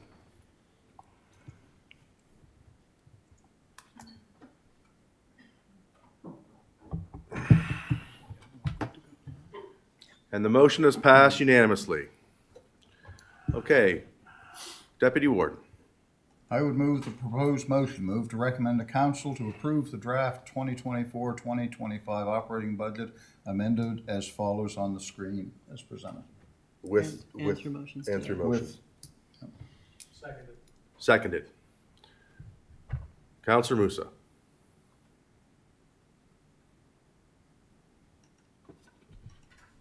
Yeah, thank you, Mr. Chair. Just something I read here, I don't know if I read it wrong or if it's right or need to be adjusted, I don't know, but I'll just push it there. From, oh my God, what is it? Yeah. The computer hardware replacement, is that coming out of, and put into reserve or coming out of No. reserve and put? It's coming out of the budget. Oh, it's coming out of the budget and put into reserve. So it's right here. Like I It was thought being funded by reserves. We don't need it anymore, so it's coming out of the budget, but it's also, the transfer from reserves is coming out as well. Okay, so it's okay there. I just want to make sure it's, Yeah. Okay. Motion's on the floor. Question's been called. We'll go to the vote.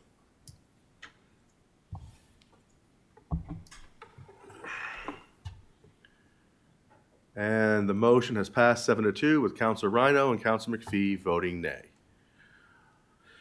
That brings us to the end of the corporate and Residential Services Committee. It also brings us to our time of adjournment and break.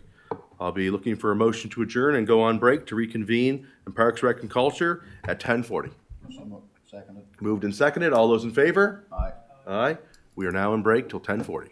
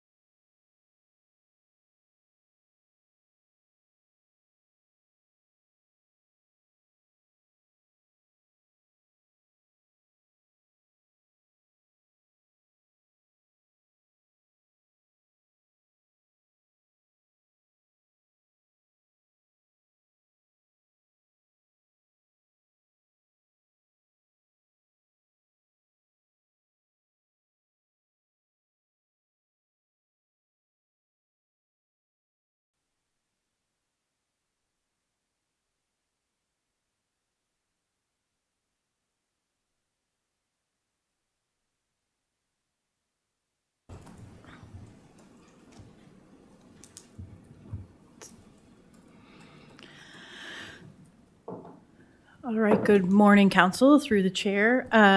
We have our DRF report.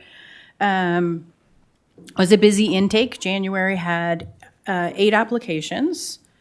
7 of them are included in the report today. The total, there's lots of money in your DRF right now, and if we just scroll down, I will be able to start right there with where we stand, what's in your allocations. So you can see the district, the first column is what's carried over from last year.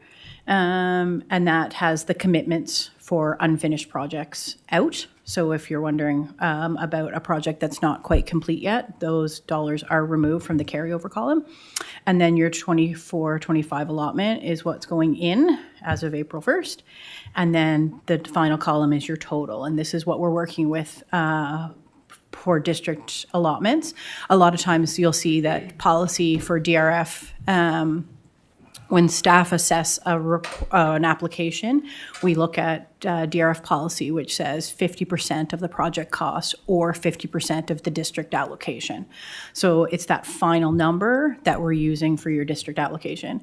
And in addition to your 11 districts, there's still $3,875 in the GOR rate for District 5.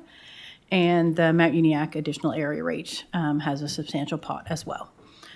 So I think everyone's familiar with the policy and how it rolls. So we're going to get into, I'm going to go and do a quick overview of each project, and then we can go back project by project as councillors have questions. Could we Or- bump that up another little bit? Another there on the size? screen? Yeah, if you would there, that's great. Is that Thank good? you. So we did receive one application from the Parent Teacher Association at Enfield District School regarding an accessible playground. The project is quite large, $270,000 full playground with accessible features. They don't have their application complete. They're missing quotes and they haven't really assessed where other funding is. So even with an ask of $75,000 from us, there's no other money confirmed or committed. At this time, we're working with that group to see if they can shore things up before the second intake, which again is April 30th. So then we're back in May or June, depending on how many applications come in, with any remaining projects. So this one has not been brought forward as part of this intake, and the remaining 7 projects are outlined by the district. So we start with District 3. There's just under 24,000 available. The 9 Mile River Trails is doing a project, a loop expansion, so they're adding more trails to the back of their site. The project is running just under 50,000. So they're asking for half their project. According to DRF policy, we would recommend 11,890. They are looking for provincial trails funding, but I've been speaking with the provincial trails funder, and they think that there's good chance of that. In the past, other districts have supported this trail group. I did speak to the group at length about phasing such a large project, but they can't actually find contractors to quote on small projects. So they really need to do a bigger expansion at once. And in speaking with the trails rep with the province, she concurred that that is quite the norm. You can't do a 10 grand project here and there because they just can't find the people to do the work. And it's more complicated as you go farther back in the trails.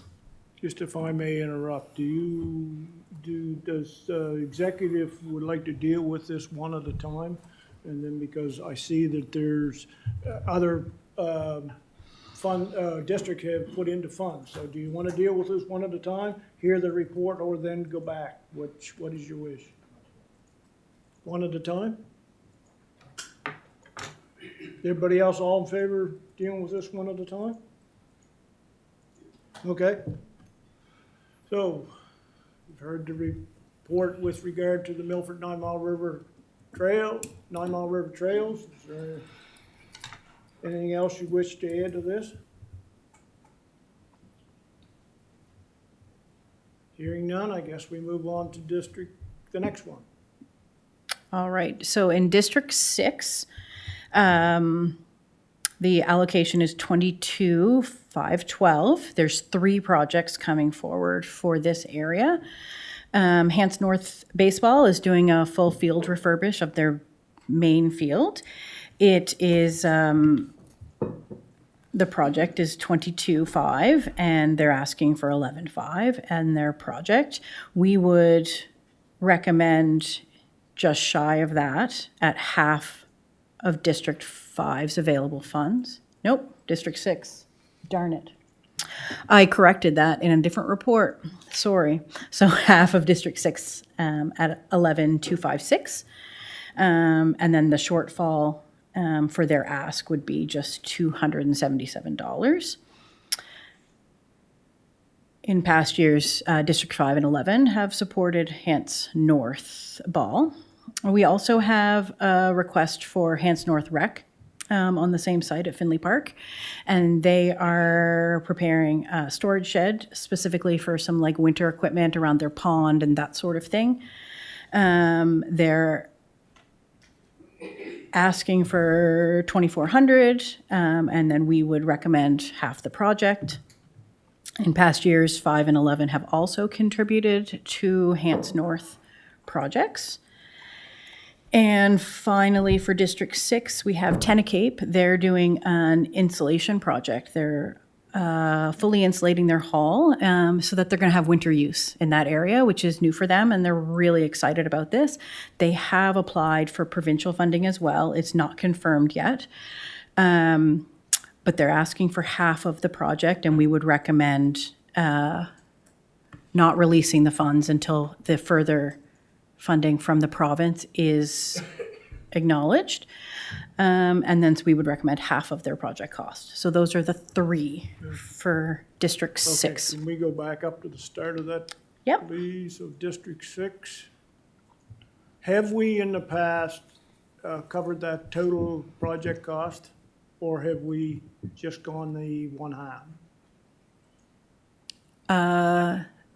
There are times when we fund full projects. I'm not sure at Hants North Baseball. The history, it's been a few years since we've done work for them. I had to go back quite a ways to find one. So certainly we have funded higher than 50% on many projects over the years. Part of it depends on the users. Again, like Hants North Ball, the residents, the players are not just coming from District 6, right? So. Okay, so we've both projects we've only covered the half. We've never gone. In my memory, that's. We've never gone. Okay, are they, do they have any other grants? No, they're using their Own funding? own funding and fundraising to cover and in-kind to cover. Well, I'll turn the chair over to Deputy Warden. Go ahead. And I will cover all shortfalls both on that right for now, and I'm gonna study this a little bit more. Thank you. Right for now, I'll cover any shortfall. On Hants North Baseball. Yes, and Hants North Baseball and Hants North Rec. Okay. 277 shortfall. That's $277, not thousand, so I just Yeah. wanna make that. Yeah. But, and I may, at council night, change that again. I'll look into some more things. And the next one, the Hants North Rec was 218. Any shortfall, just take, I propose to cover that. Okay. And I'm gonna talk to my other counterpart to see, in 11, to see, if there's anything else we can do. Thank you. Okay.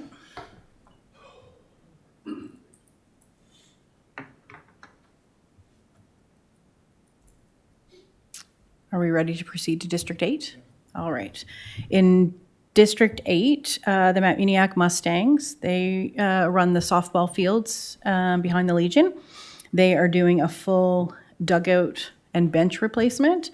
It involves a concrete slab pour and the bench and the metal unit covered dugout being put in. The total project's $36,610, and they're looking at hoping for more than the half of project that we recommend at 18, and they're looking for 26,582. They are pending funding from Provincial Community Recreation Program, which doesn't open until April 1st, but they've been in talks with representative there. And in past years, District 9 has contributed to the Mustangs projects. Anybody like to speak about that? Councillor Musa. Thank you, Mr. Chair. So they're asking for 26,582, Correct.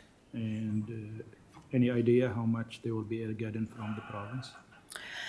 They're hoping for 10 to 12 from the province. They do have some money set aside. So they are optimistic that they can do to minimize fundraising, because they've done all their smaller projects have been done with fundraising. So until they see the amount of intake, the small rec grant that they're applying for is maximum projects of like 25. And so you normally receive in the 8 to 10 grand for that. So that's what they're budgeting for From the province. from the province, and then the makeup would be finished through their fundraising. Okay. I'm gonna put half whatever they're asking for, or like whatever we're giving them, and it's up to my fellow councillor if he want to do the 26,582 or the 18,305. So I hope somebody is recording this, right? Anything further, Councillor Musa? Councillor Perry? So if I understand that right, we're gonna fund the full 26,582, and just split it half and half? Which way you want, the 26 or the 18? I'm happy. Well, 26 is what they want. I've already given them 18, but we'll just split it and fund the full request. Okay, so just to clarify, 26,582 divided equally between districts 8 and 9. Yes. That all, Councillor Perry? Or, yeah. That's all, thank you. All right. Continue. Thank you, Mr. Chair. We're on to District 10. District 10's allotment is 35,862, and there are 2 applications coming forward. We have Corridor Minor Ball. They have a substantial project. They are working on a new storage shed and some maintenance equipment, including a tractor that would go in the shed. So it's more of a garage-style building that they're looking for. They've asked for 25,767 in DRF funding. The shortfall would be 7,000, because the recommendation of policy would be half of the funds available in District 10. Right now, they do not have their provincial funding secured. Again, we're waiting until April. They have applied, and I have been speaking with the group and with the provincial counterpart, just kind of making sure that the group understood it was such a large project. Could they phase it out? They did indicate that they would have to start with the shed and garage first this year, and then come back for the tractor and maintenance equipment if that was not if they weren't able to get the funding from both the municipality and the province.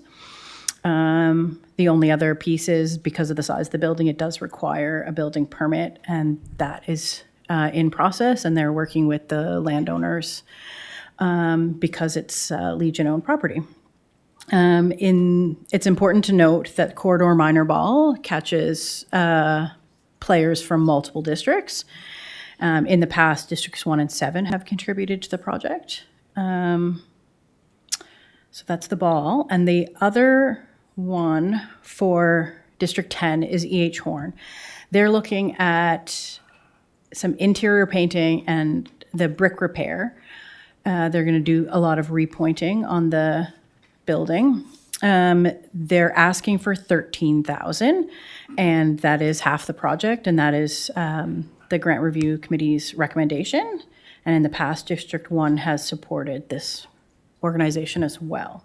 So those are the two. I can't fit them both on the same page, so I think I would go back up to the ball Okay.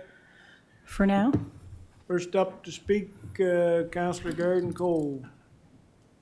Thank you, Mr. Chair. Can we actually do the E.H. Horn one first? Sure.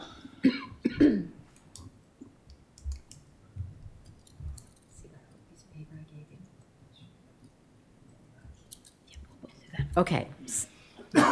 Okay, so Counselor Eisner and I will split the 13,165 for 658250 from each of us. Okay. Okay, I think it's proper if Councillor Eisner Oh, gives that sorry. direction, please. So, Okay, I'm going to pay 658250. okay. Anything further on that one? Yeah, Counselor Eisner. Okay, Councillor Mitchell, you were on before Councillor Eisner. I can go on after Council Eisner. Okay, that's very nice of you. Councillor Eisner. Yes, thank you. 658250, I'll also contribute to the school. Okay, that makes it good. Thank you. official. Okay. All right. Anything further? Councillor Mitchell. Thank you, Mr. Chair. District 2 will contribute to District 3 the shortfall of $12,972 because quite a few of my residents use Nine River Trails. And District 2 will contribute to District 8 quarter minor ball, the shortfall of $78.36. Okay, so I'm on the ball one right now, so District 10, not District. Let's just do the ball and get this over with, and then we'll go back. If you want to go back to non-Mel River Trails, we can do that. That'll take this off the plate right now. So which would you like to deliver to, Quarter minor ball, $78.36, the shortfall. Is that correct? Yeah. so that takes care of that? Yeah. Nope. All right. Councillor Mitchell, I'll put you back on there after for 9 Mile River. That's Trail. fine. Okay. Councillor Garden Cole. Because you can't afford to pay 17,000. You're gonna have to go lower. Okay, just one sec. So how about if you?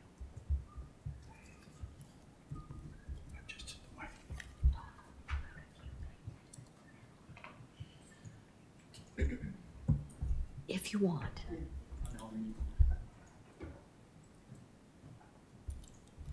Councillor Garden Cole, you have the floor. Oh, you can talk to Councilor Eisner first. Okay. Councillor Eisner. Yes, on the baseball one, field, I'll donate the 10,000.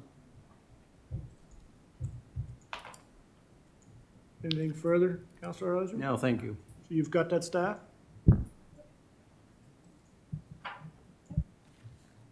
Do you want Yes. some time too? to- Nope, we're good, thank you. You're right there.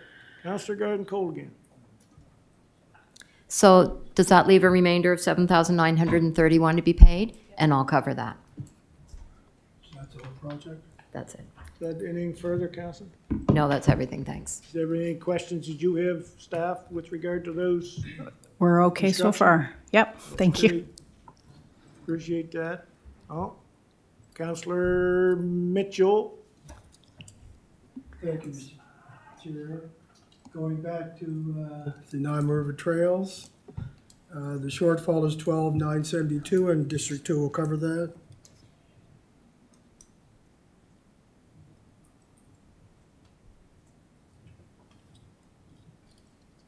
Good, Noted.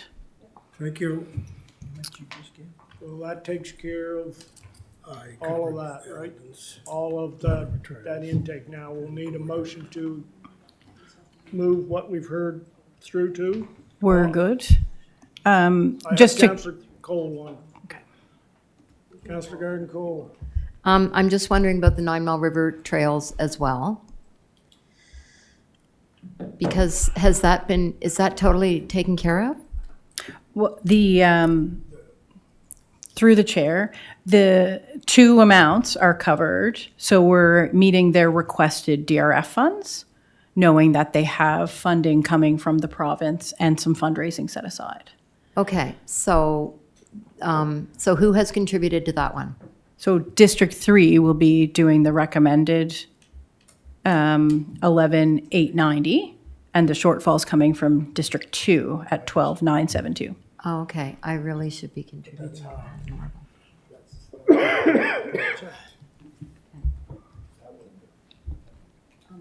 Eldon, can you?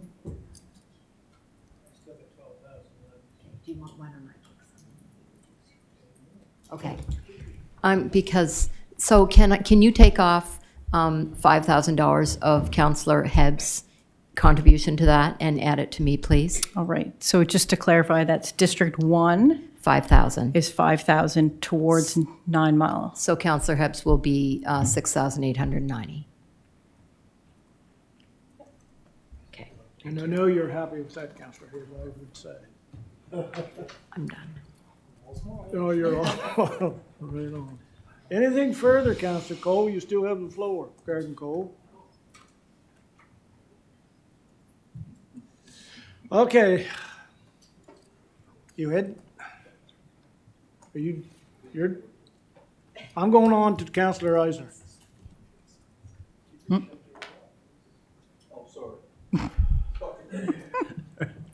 Don't touch the button. Okay. I'll run the button. Okay. There. That's all I'll give right now for my funding. Thank you. Okay, thank you. Councillor Musa. Thank you, Mr. Chair, and no, I'm not giving Council have any money now. Can we go back to the Mount Uniac one, please? So, for me, the Mount Uniac Mustang is all what we have for kids right now. And just in case they didn't get any provincial funding, can we put something that if not, we can cover the whole project? Because that's all we get in Mount Uniac for now, so I don't know if Councilor Perry is good with. If they don't receive the provincial funding. If they don't receive provincial funding, so the 50/50 will move from 26,582 to 36,610. Is that permissible under policy? That's what I'd have to ask. Is that good? Okay. Okay, we have that one.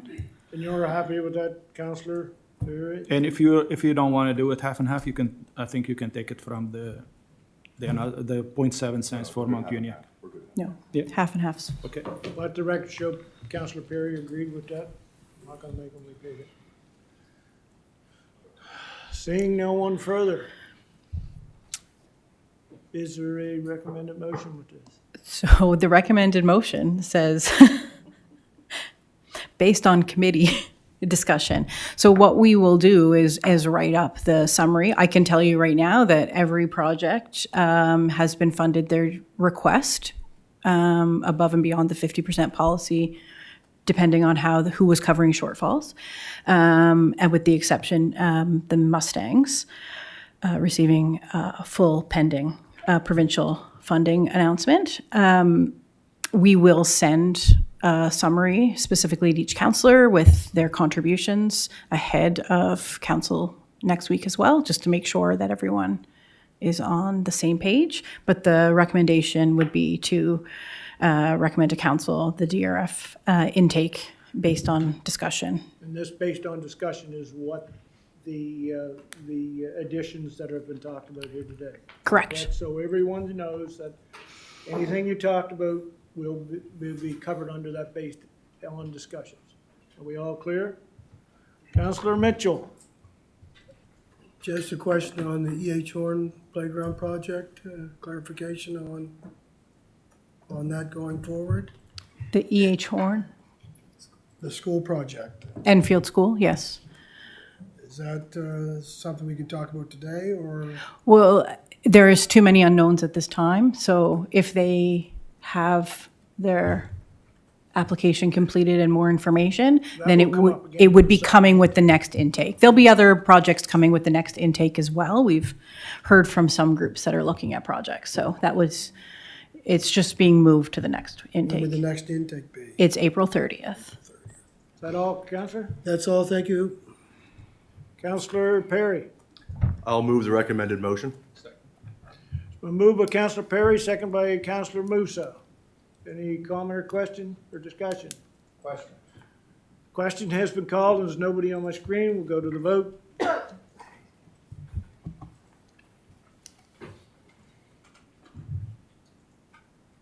is how many we had today? Oh, we have none. And the votes are in and it's passed unanimously.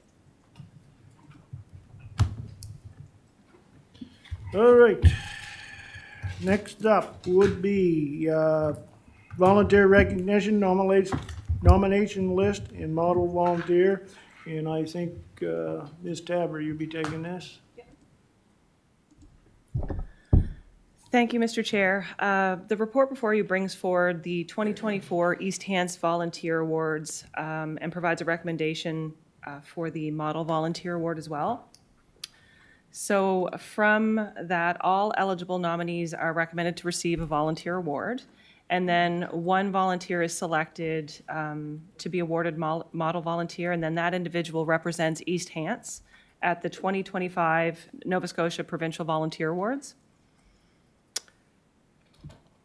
Council would have received a confidential memo last week that identifies the nominee selected for Model Volunteer, and this is kept confidential until the evening of the awards. So just some background, Council did approve to host the Volunteer Awards ceremony on April 19th. It's going to be held at the Enfield Fire Hall, and it's also held in conjunction with the annual Firefighter Long Service Awards. In January, promotion for nominations began. We do this via social media posts, advertisements. We directly reach out to community groups to encourage them to put forward nominations for volunteers within their community. And there's also inquiries that come through the office. Applications are made on the made available on the website as well as in person. And the deadline for nominations was February 16th, and then that was later extended to February 19th. And from that intake, we did receive 22 eligible nominations. So the following shows a list of the nominees for the 2024 East Hants Volunteer Awards. And I'll just scroll slowly. It doesn't all fit on the page.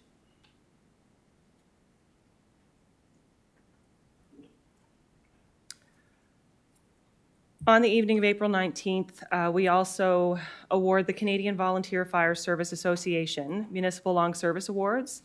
And so staff reach out to all of the fire departments within East Hants to identify firefighters who are eligible to receive a long service award. These awards are given for 30 years of service, and then there's additional long service bars for 35, 40, 45, and 50 years of service. And this year, there have been 7 recipients identified that will be presented their medals and bars.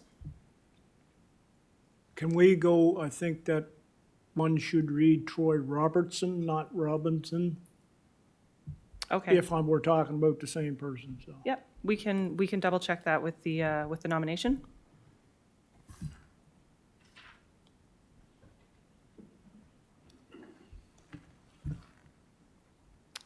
And then again, just to speak a little bit about the Model Volunteer, what staff does is there's an event committee. We look at all of the different nominations, and then we review them and identify one particular volunteer whose commitment and dedication to the community stands out, perhaps above the rest. And then again, council should have received that memo. It's confidential again until the night of the awards, where that individual will be presented the Model Volunteer Award. There's some specifics on the ceremony itself, with the doors opening at 6, awards beginning at 6:30, and then the meals served at 7 p.m., following which the awards are given to both the firefighters as well as the volunteers and the Model Volunteer announcement. Financial considerations. So this particular ceremony is under the operating budget of Parks, Recreation, and Culture. And then to go back to the motion. It's moved that Parks, Recreation, and Culture Committee recommends to Council to approve the volunteer award nominees and the model volunteer be accepted as presented in the confidential memo sent to Council via email, and for the model volunteer to be designated to represent the municipality of East Hants at the 2025 Provincial Volunteer Awards. There you have the report. What is your wish, Councillor Perry? Thank you, Mr. Chair. Through you to staff. Do we have the names for the 7 firefighters and what departments they're from? Through you, Mr. Chair, I don't have them for the report, but I did commit to actually presenting those to council after the meeting. It's just not within the body of the report. Okay. And I noticed under the invitees, we have our local members of parliament, but we didn't list the MLAs. MLAs aren't listed in the report. Through you, Mr. Chair, the MLAs are also extended an invitation. Okay, all three of them? All three, yes. Okay, thank you. That all, Counselor? I'll move the recommended report. You move. It's been moved by Counselor Perry, seconded by Deputy Warden Green. I see no one on my screen. What is your wish? Question has been called. We'll go to the vote.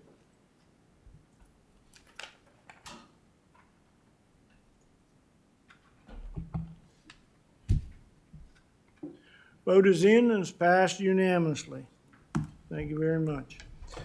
Okay, so that brings us to the end of Parks, Recreation, and Culture Committee. Once again, it's been a pleasure to serve you as chair. I'll open up the floor for a move to adjourn to reconvene with Infrastructure and Operations Committee under the chairmanship of Councillor Sandra Gardner-Cole. Moved by Councillor Mitchell. Second by Deputy Warden Green. All those in favor? Aye. Contrary of mine, motion is carried.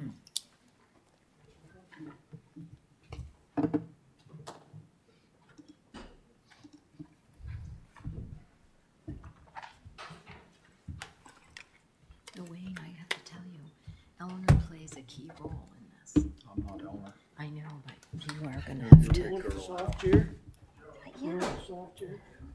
You can't handle that hard chair. no, I don't want to. Mike's in that for you? Well, she just oversees things and, Well, I'm an overlord, yes. yeah, okay. And sometimes she takes a hold of my mouse and does stuff.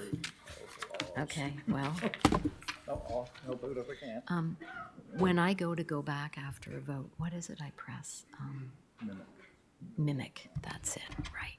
Okay, that's where you have to watch me.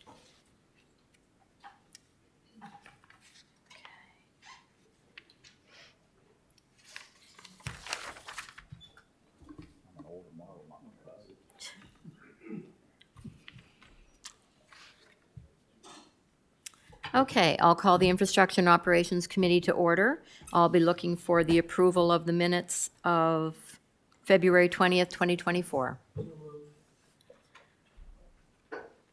Moved and Seconded. seconded? All those in favor? Aye. Okay, motion is passed. The first item in the agenda is the the flood risk mitigation with Jesse. Go ahead, Jesse.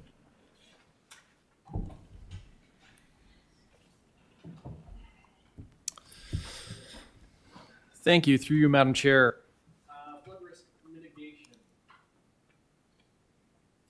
So staff have reviewed documented municipal efforts for the last couple decades with respect to flooding. Key milestones and notable events related to the stormwater management have been reviewed and commented on within the discussion section of this report, which has been posted since February. As per a council motion. Staff have validated a continuous improvement approach related to flood risk mitigation by the municipality over the last 3 decades, which has gained effective momentum in recent years with the successful use of collected in-field information and related studies. The historic Thunder Train weather event from July 2023 has brought new challenges, which will require further study and continuous improvement on both municipal standards and programming in the years ahead. The event was a clear demonstration of shifting and ever-changing weather patterns, providing uncertainty in projecting the impacts of climate change and requiring continuous work into the future to support the municipality and its stakeholders. So I want to go to some background. So within one of the council motions, wanted to talk about what our legal liabilities were. And so we did ask that question from a legal perspective. There was reference, one councillor had mentioned the Ditches and Watercourses Act. And so we got responses from legal as posted in the report. So the Ditches and Watercourses Act deals with obligations on property owners to maintain and repair private ditches on private property. It provides a process where an owner can seek recourse against another owner who is not complying with their obligations under the Act. It does not make the municipality responsible for ditches. So that is to clarify that point on something that comes up in these types of discussions. Another comment made from our legal, the municipality cannot be forced to conduct work unless the work is required by a legal statute. And there is nothing wrong with the existing municipal policy. So we have an existing municipal storm drainage policy. It was posted along with this report as well.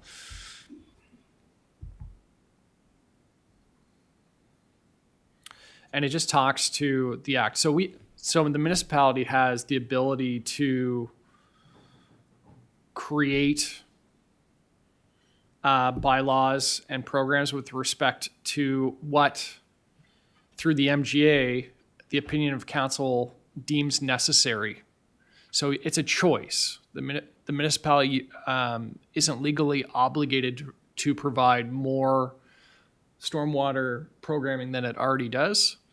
There are choices that is put forth. So if you chose to change bylaws or create new bylaws and create programming, then you would be obligated to adhere to those. But it's about choices. It's mays. It's not must. It's not shall. So the MGA is very clear on the municipality having a choice with respect to stormwater regulation or programming. So I within the report, there's chronological events on stormwater that kind of talk through and showcase, the evolution. In Section 8 of the storm drainage policy, it does talk to the continuous improvement piece and seeking out the opportunity to do future studies. We've done studies in the past to provide insight on how we can educate residents on what they can do, or identify things that we can advocate other levels of government to do, or things that we can tackle ourselves. And so over the next 5 to 10 years, there's a sample of next studies that staff are looking to or have already recommended in the budget. Paley Brook Watershed is one.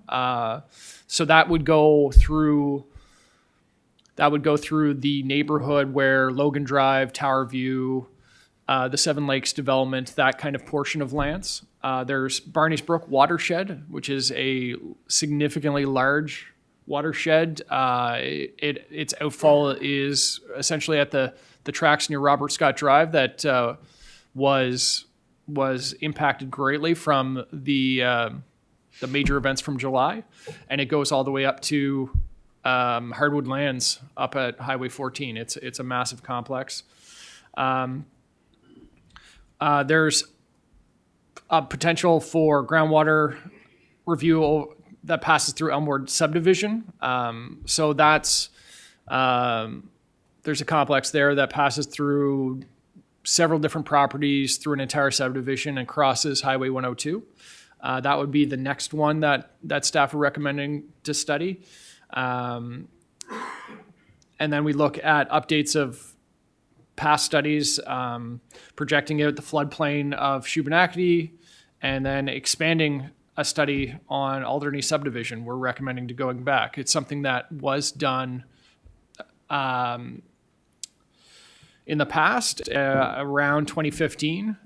There was some good learnings from that and some actionable work. So that study was paid, half of it was supported by the province, and then we had a capital project as well, Mackenzie Court Cross Culvert. It was a significant cross culvert replacement project that was then upsized, and that was half funded by the province as well. So we were able to get funding twice on that by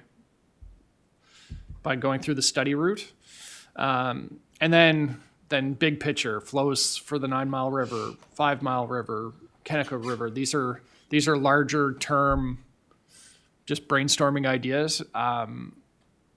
for future consideration and discussion that may be of interest.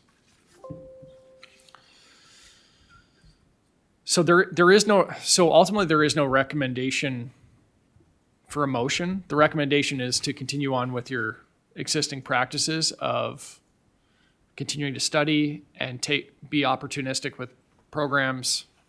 The alternative is to go a different direction and request for more advanced programming and a deeper policy review.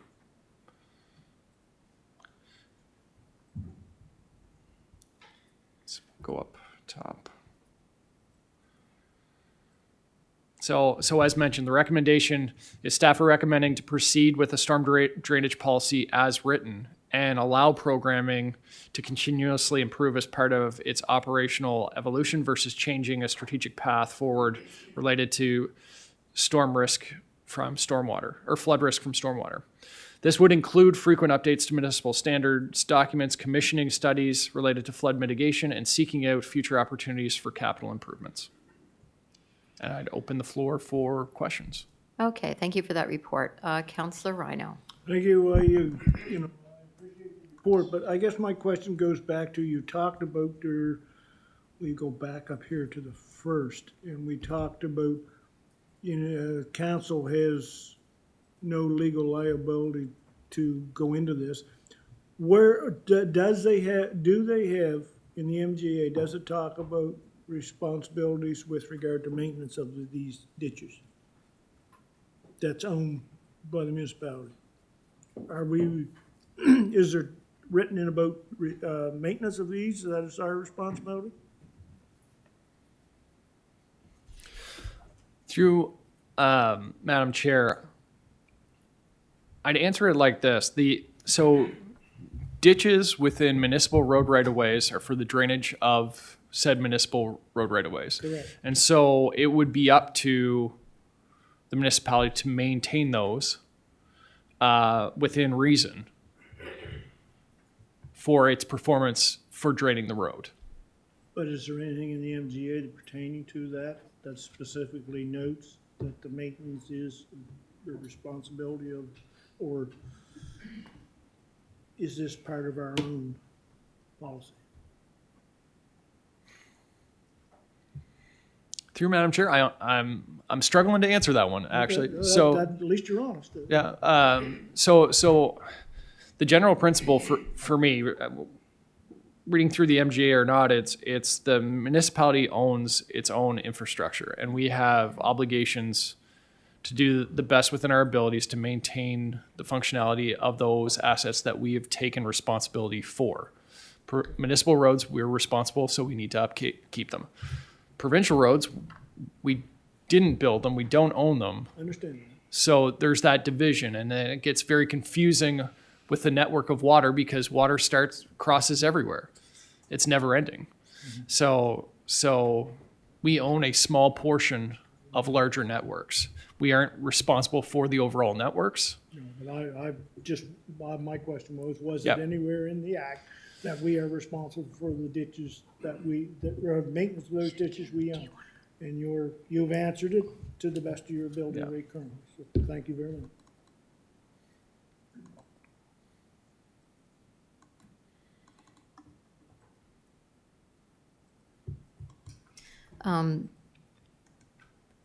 CAO wants to comment on that. I'd love to let her.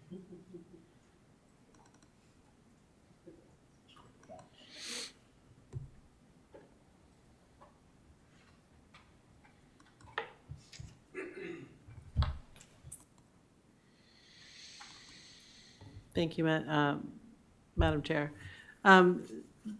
There's nothing that says that you have to maintain your own ditches, but the MGA does talk about that you're not liable for damages as a result of something that happens in those ditches in your stormwater. But it does speak to unless the damages are caused by negligence. So if you do something completely negligent, then you can't hide behind the MGA and say, well, we're protected. But in general, regular maintenance, regular operations, you're not liable for damage as a result of ditches per se. and your stormwater system. May I respond? So then, Black Hog, would that fall back? Would that fall back on? I think if you were, and I'll use the word negligent, and I'm not sure what that looks like in a court of law. If you're following industry standards, or if you're following your own policies that people are aware of, that is the level to which you maintain your ditches, I think you would be covered under the act. If you went and dumped a load of gravel in a ditch and it caused all kinds of issues, then that would be clear negligence. The lack of maintenance would have to be decided by a court. And I think industry standard and your own policies would be what they would look at. Thank you.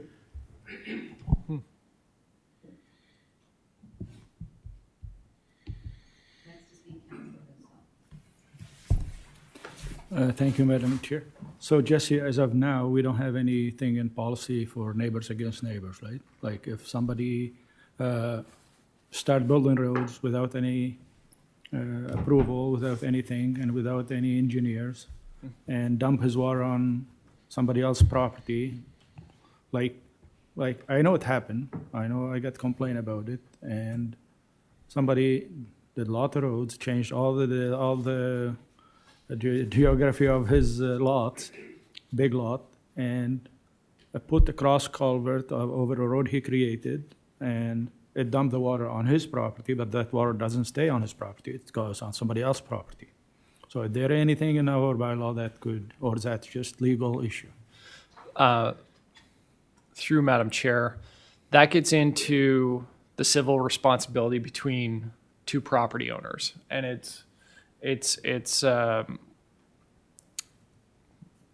and the response we give to residents is that it's challenging because the municipality doesn't have a part to play in that discussion. It's one private property owner has done something to negatively impact another private property owner. We don't have a program that enforces that. If they've caused damage, it becomes a civil dispute between neighbors, and so it's up to that individual owner that has received damage to prove their case if they haven't been able to find a way to settle it with their neighbor. And when those calls come in from municipal staff, we always, the first thing that's always encouraged is, have you talked to your neighbor? Could you guys talk through this and find a way to come to a mutual agreement without it coming to that point? That's the guidance from a municipal stance. Apart from that, we're not part of the topic. So, yeah, one more thing I want to mention to you, like someone of our staff should look at the business park in Mount Uniacke, the first road. It's the water coming out of it, like it's like small river, and nothing is holding. Like the road is washing out on both sides. Like even my driveway down the road, every year they fix it last year, and this year it's washed out. Like, and people are going in it. Like there's nothing, and I don't know what should be done. Should be a cross culvert to the highway to the other side, but there's no ditch on the other side. So I don't know what's fixed, but somebody should be looking at it. That's a big complaint we got about it, and we got company in the park that fixed our side of the ditch or something before we did it. So I just mentioned this to you so you can look at it.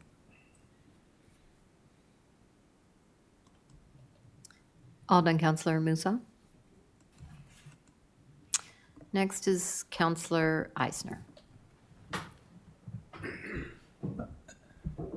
Through you, Madam Chair, to staff, how do you deal with the federal land, which is the CN Rail, with storm blockages?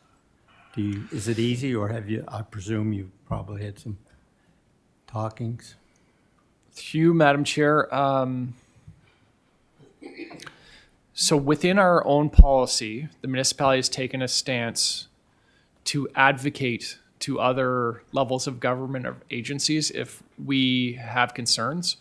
And so that's the approach. So for CN Rail, if we are become aware of an issue with a CN Rail structure, we will send them an email, ask them to investigate. But there is no hammer all we're doing is advocating, saying, we need you to look at this. This is causing damage to the greater system. We're bringing the information to light for the folks that own it, whether that's the province on a provincial cross culvert or a federal piece of infrastructure or what have you. And that's what's happened for CN. There's several correspondence that have been sent from municipal staff to CN on the culvert near Barney's Brook outfall in particular. So as staff become aware of those situations, we'll act, we'll communicate, but that's where it stops. There's no, and that's the challenging piece, because it doesn't solve the issues if folks don't act, and then it becomes if the then what, we haven't figured that out yet, to be honest, and that's as far as we've taken it. So you had the conversations with them, and that's... Absolutely. Absolutely. Right. Thank you. Next is Councillor McPhee. Thank you, Madam Chair.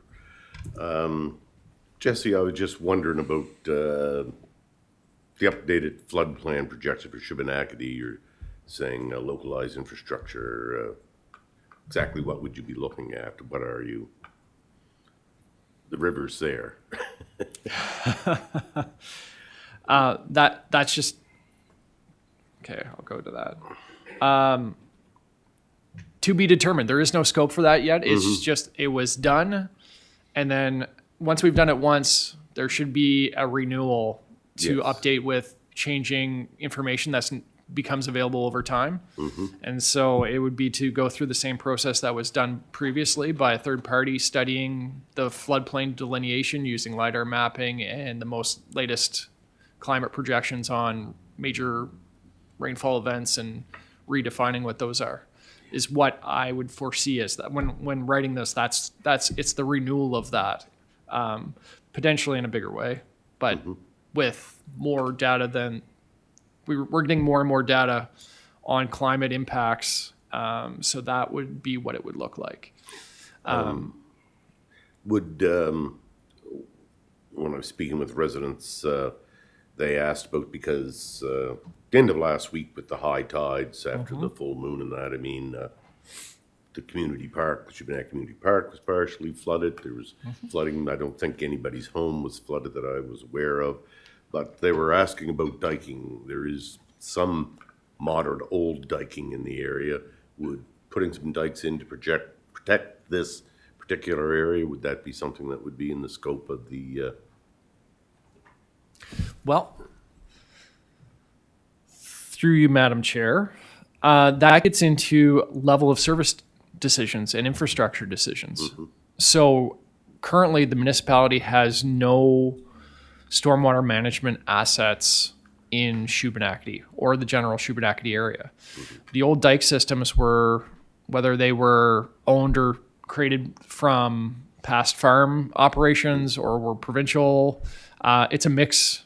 I don't have any indication that there's any provincial assets there either. So it would, for the municipality to pursue those bigger things, it would involve land acquisition, then modeling of potential solutions, and then implementation and maintaining them over time.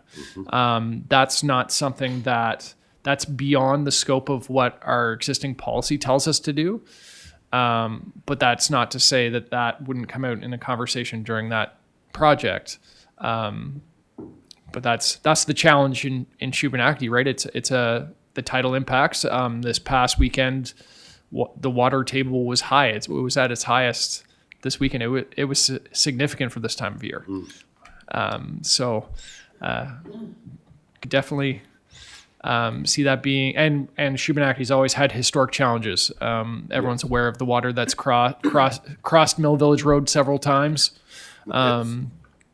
And so that's always going to continue to be a risk if nothing infrastructure-wise changes. And would this study also look at, because you come down from my place, which doesn't flood because of the river, but it got put onto the floodplain, some of the housing property there, and it's basically a CN, more of a CN issue than a flooding. So would that be readdressed? Because of course that's causing these people some problems, insurance-wise, selling your house, valuation.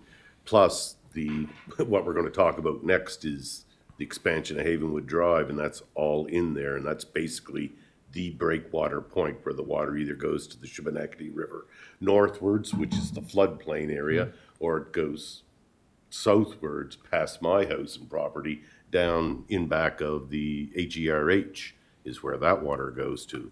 People don't seem to, I don't know if people actually understand that the water there flows two different Both ways. directions. That's the, Havenwood is just on the south side of that.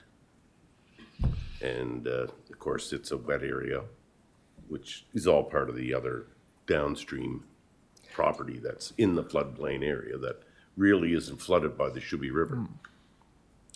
So, through Madam Chair, I think that's, you've articulated the need to look more into Shubenacadie and justifying the need for further study. I don't have the scope built out. These are a brainstorming of, this is the playlist of things that we know have come up year over year or anecdotally. These are the areas. This is what people call about. This is the discussions we've had in minutes from council are these specific areas. So the Shubenacadie area, it's brought up, but we have limited municipal infrastructure in today's world. That said, is all these reports are data driven, and they're meant to provide information for people to do what they will. I would never want to do a study with the purpose of changing or a goal of changing insurance rates because that's outside our realm, right? It's where does the water flow? Where's it going to flow? Or where is it projected to flow? And it just, you get that outside information and you make it available to the public. And then what it happens with it when it hits public realm is what it is. But we can't and it's tricky. It is tricky, right? And it does have impacts. And to study anything creates impact, but not knowing information also creates impact. So where we have densified living in Shubenacadie, we do have major municipal infrastructure with water plants, wastewater plants. There is stake in the game here from a municipal chance. This isn't just private property and private property owners taking on that risk and making those choices. I would differentiate the Shubenacadie area from, say, the shore, where there's folks feelings on how much they would take on the risk or don't want that intervention, while there's densification infrastructure in Shubenacadie that would say that there's more need to go deeper because there's a population base, and it's a municipal strategy also to grow Shubenacadie. That's why we've expanded a wastewater treatment plant. That's why we put in these major infrastructures. So studying the area would make sense. Yes, so, well, I'll just say one more thing then. Yep. Sooner than later would be a great thing with this. Thank you. Thank you, Councillor.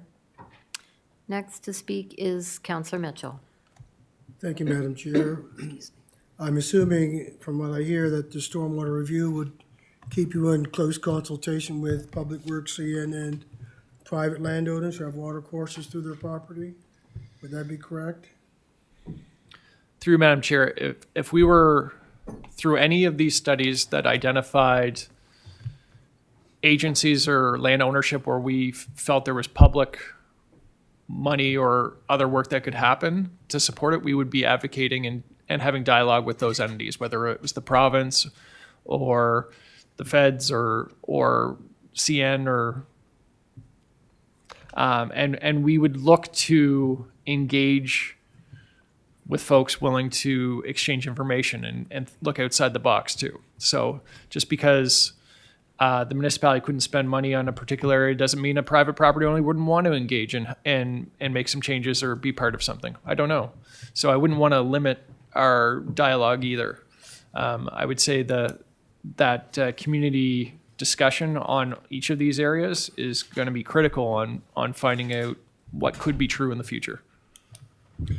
With regard to ditches, I think out there in the public realm that they don't really understand the purpose of the ditch, especially in Elmwood subdivision. And it might be important for us just to educate them what the ditches are for. It's not for their property drainage, it's for road drainage. During the last big snow event, I had a lot of calls about snow in the ditches from residents, and they thought it was somebody's responsibility to clean out the ditch. And one comment was, do I know somebody with a backhoe? And I said, no. And then my last one concerns the 2 strip malls across from Elmsdale Lumber, where Napa used to be and where the pizza places are on the other side, and Quality Auto. I'm assuming years ago that was classed as a floodplain because it was flooding regularly.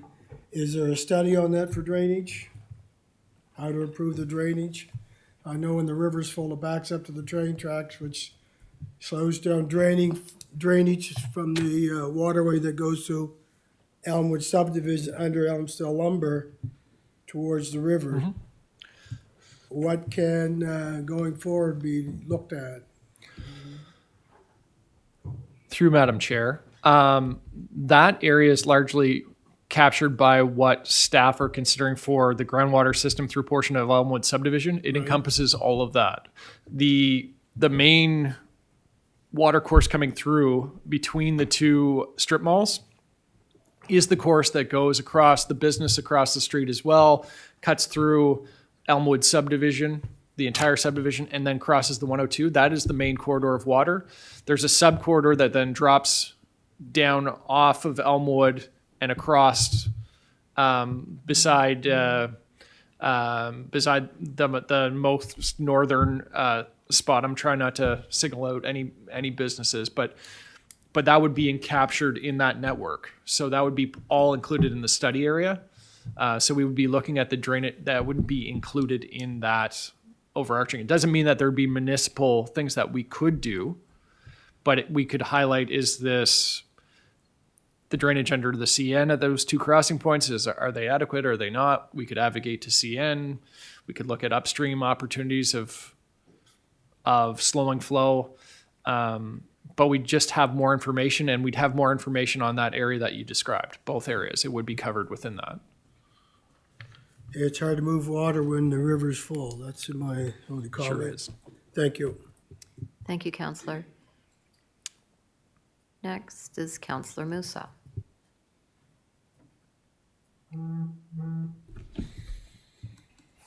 Thank you, Madam Chair. Jesse, I don't see anything about, in the July flooding, the South Roudan Road was cut off, like, I remember, and East Uniacke Road, where Mackenzie Lane, are those on scope, especially East Uniacke Road, because it's getting paved in the next year probably. So I think we should talk to DOT about maybe just between Charles Drive and Mackenzie Lanes, there's cross culvert over there. Maybe it should be bigger because half the road was washed out and one person almost got killed over there last flooding. So I don't know if that's on your scope or you need a motion for that or. Through Madam Chair, in general, that area described, I had encompassing as the head of the Sackville River. It crosses that whole area, and there's a big range where that water flows in and crosses. Yeah, come all the way from Nicholson and so Lake. that would be Nicholson that I considered that as that scope, and was thinking about that to have that in the future considerations. It's not on the list. Yeah, but it should. I know that we don't need a study about it, but I think we should contact DOT before they start paving. So they're gonna pave the whole road on East Uniacke. It's on their project for the next year, I think. They already marked it down. That maybe. So we could do that two ways. The staff could just send a note for the province to consider, or next week in minutes of council could draft a motion. If you need a motion, I don't mind. A motion, a letter to advocate for upsize consideration for the of culverts in that area. Yes. I think that would be appropriate and effective. I think having something official. Because that brook over there turned into a big river and almost one girl got killed over there. So she was lucky somebody took her out of her cars. And it was Charles Drive and Between Mackenzie. between Charles Drive and Mackenzie Lane, yeah, cross culvert, yeah. Yeah, because it's all come from Nicholson Lake, and there's nothing. Yep. All the way to Sackville River. And through you, Madam Chair, that's exactly what the policy tells us we should do. If something comes up, it's provincially owned, we advocate. So we go on the Exactly. record, we make a motion, we write a letter, specifically what the issue is, and advocate for our residents, and so they know that we're passing that along. I would say the motions through council are the best ways to Yeah.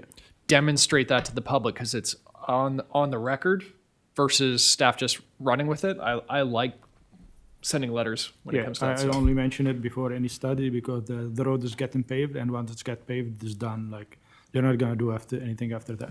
Thank you. Thank you, Counselor. So that would be a motion that would come forward for next meetings, for next week's meeting. Thank you. Next to speak is Counselor Perry. Oh, I hit that, I think by accident, sorry. Okay. Okay. Deputy Warden, if you could take the chair for a moment. Just a couple of things from my perspective. I found the study and those couple of articles, I read them in their entirety, and I found them very informative. Just with everything that's gone on with our residents approaching us about, their concerns with flooding and whatnot, it gives me an idea of what our responsibilities are and where we stand with this, and how we can better educate them. And yeah, so it gives me a better foot to stand on.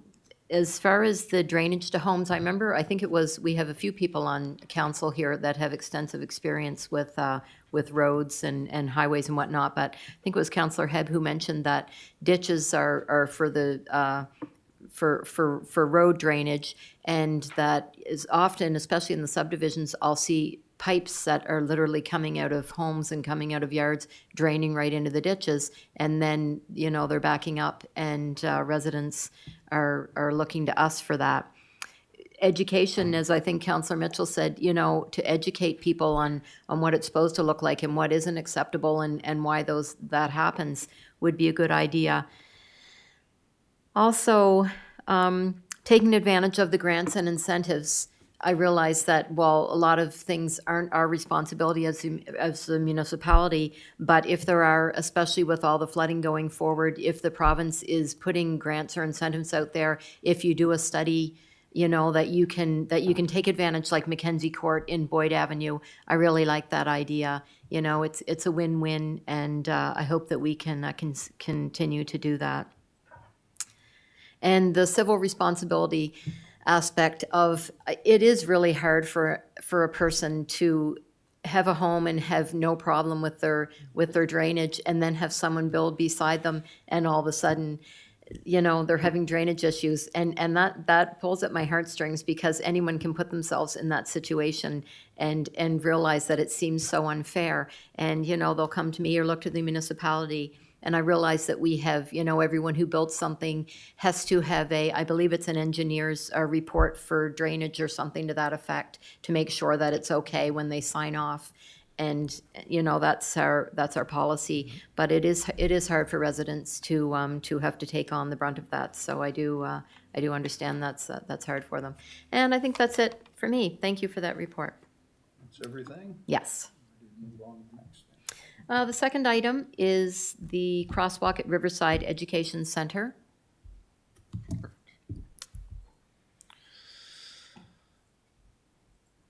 All right, thank you. Through Madam Chair, Council requested that consideration be given to a crosswalk at Riverside Education Center in Milford, which would also include a crossing guard program. Highway 2 is provincially owned, and any technical additions or changes, such as a crosswalk, must be approved by the province. This location has previously been reviewed by the province, and the traffic threshold did not meet the requirements of needing a crosswalk. The province would approve a crosswalk in any school zone, which is the case here, regardless of traffic count, on the condition that the municipality commit to a crossing guard program. To add a level of service that doesn't have a technical requirement has been something that the municipality has chosen not to do in the past. To proceed with a new level of service that is not linked to a technical criterion would require the development of service standards to ensure there is alignment with organizational values such as fiscal responsibility and transparency and sustainable decision making.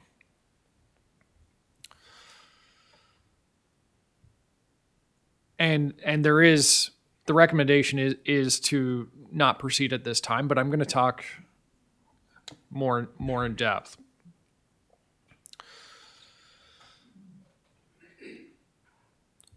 So these crosswalks have come up, and there's a differentiation between a crosswalk and a crossing guard program. A crossing guard program needs to be staffed if it's conducted by a municipality. The municipality do the crosswalk programs. It's always should the Department of Education do it, or who should take the lead? Well, it's always the municipalities that end up doing that, if they so choose to take on that program. There is the last policy update on crossing guards was drafted in '98, and the policy states for the municipality that the municipality will consider implementing a crossing guard program if a community group pays half. So the municipality would pay up to half, or so essentially stating, will the province pay half or will a community group pay half? We've just said we'll meet any group halfway if it's not a requirement. And where we haven't hit the technical criterion for a crossing guard, we've never been forced into that situation. That's why there isn't any crossing guard programs in East Hants yet. Do I believe that will happen in the future? Absolutely. We're getting closer and closer to there. We're not there yet. And that's why staff don't have a recommendation to proceed at this location. It's because it's coming, and there's going to be a time, staff just don't feel we're there yet. And there will be a time, and it's going to be broader than one location. Our active transportation master planning is going to push us there as we build out projects. The densification of the corridor area is going to push us there. And we're going to have to create something that's repeatable for every single location. And it's just, staff don't feel that the timing's right yet. It can be a very subjective issue of what is safe and everyone's comfort level. It's challenging, especially when there's kids involved. What we lean on is the technical criteria, and we lean on the province's decision right now because we haven't gotten there yet from a municipal programming stance, because we haven't been big enough to tackle that issue yet.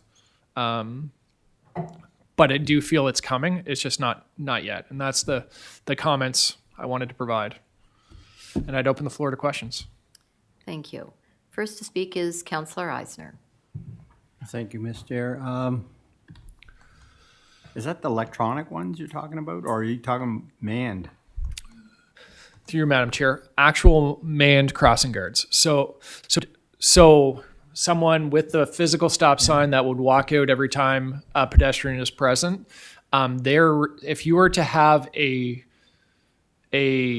marked crosswalk within a school zone, there must be a crossing guard program in place. Not electronic one. Not electronic. There is no substitute. So whether that's the DSDS or an RA5, which is the flashing beacon. RA5 is the flashing beacon. I said DSDS. That's wrong. It's RRFB. Rectangular rapid flashing beacon. They're the squares on each side that flash really bright, but those aren't a substitute either. You couldn't trust a You can't. kid to push the button and go across, right? It's about liability. Right. And so if you're going to put a physical structure or program in place within a school zone, crossing guards are needed. And if to go there, the municipality would ultimately have to tackle that programming, and we'd have to ensure that it was always staffed. So the municipality would open up liability on itself if there wasn't crossing guards available and we couldn't get people out there and kids crossed and someone got hit, then it's an issue. Versus in today's world where it's not required, people have to make that choice for themselves on when to cross safely. And that liability is on them. Okay, thank you. Thank you, Counselor. Next to speak is Counselor Perry. Thank you, Madam Chair, through you to staff. I know the municipality would be liable if it was contracted out, or like say it was contracted out to the home and school. All right? And they were provided some funding and some resources to run the crossing guard program for such school. And it was not manned and something happened. Would they be the first ones liable? Or would it, I mean, the municipality is going to be named in any lawsuit, whether we're liable or not. People always name government. But what would that be if it has been, if we have a contract of a service in place for liability? Wow. Or could anybody care to guess? No, we can't. Put in your contract. But would something like that be an option? You know, because I do know there are some very active home and school organizations throughout the municipality, right? That if they took on something like this and received whatever funding or whatever grants that we have, we could receive for them, that it could be a good way to do a proof of concept. And then at some point, we'd have to understand if we do a proof of concept and this group or any group decides that they would have to default, the two options we'd probably be left with would be municipal employee or get rid of the crosswalk. Right. Those would be the two options, but I'm trying to kind of wrap my head around some alternatives to try and see if we can get this working, because there's a need immediately right now in areas. There's a need that's coming in a lot of other areas in the near future. But I do believe there are one or two areas that are in direct need right now of something. And I'm trying to think outside the box, trying to think of ways that maybe we could address these needs on a pilot program basis. But I know it's hard to do a pilot program when you do a crossing walk because of the large cost of the infrastructure to put the crosswalk in the first place. So it might not even be feasible, but I do know in some other areas, the home and school associations, they do different things, like they do a whole subdivision. They pick up kids and they move them from one point to another as a group, just to make sure they're safe in certain areas for transport. Not as common here. Some areas that I lived in before, like when I was in New Brunswick, the French school board had people that would take them through because they had to go through quite a few subdivisions to get to the French section. So they would do that. So I don't know if there's options that we could explore in that way with some of the nonprofits in partnership. Thank you. Thank you, Counselor. And Counselor Heck. Thank you, Madam Chair. Just a little background on this project alone. I think we have to look at the amount of students that's actually going to use the crosswalk. Some schools there's a lot, some there's not. I spent 2 days down there counting the children in the mornings and the afternoon. The most we ever got was one afternoon. I think it was between 13 and 15, and it was even less than that in the morning. So when you take into consideration the amount of students that are in that school and how many are actually using the sidewalk, the elements is very low. And we gotta look at that too. Also, if there's a large volume of people using it, it's a different story. But anyway, thank you. Thank you. Seeing no one left to speak, I'll be looking for a motion to adjourn Infrastructure and Operations Committee. Second.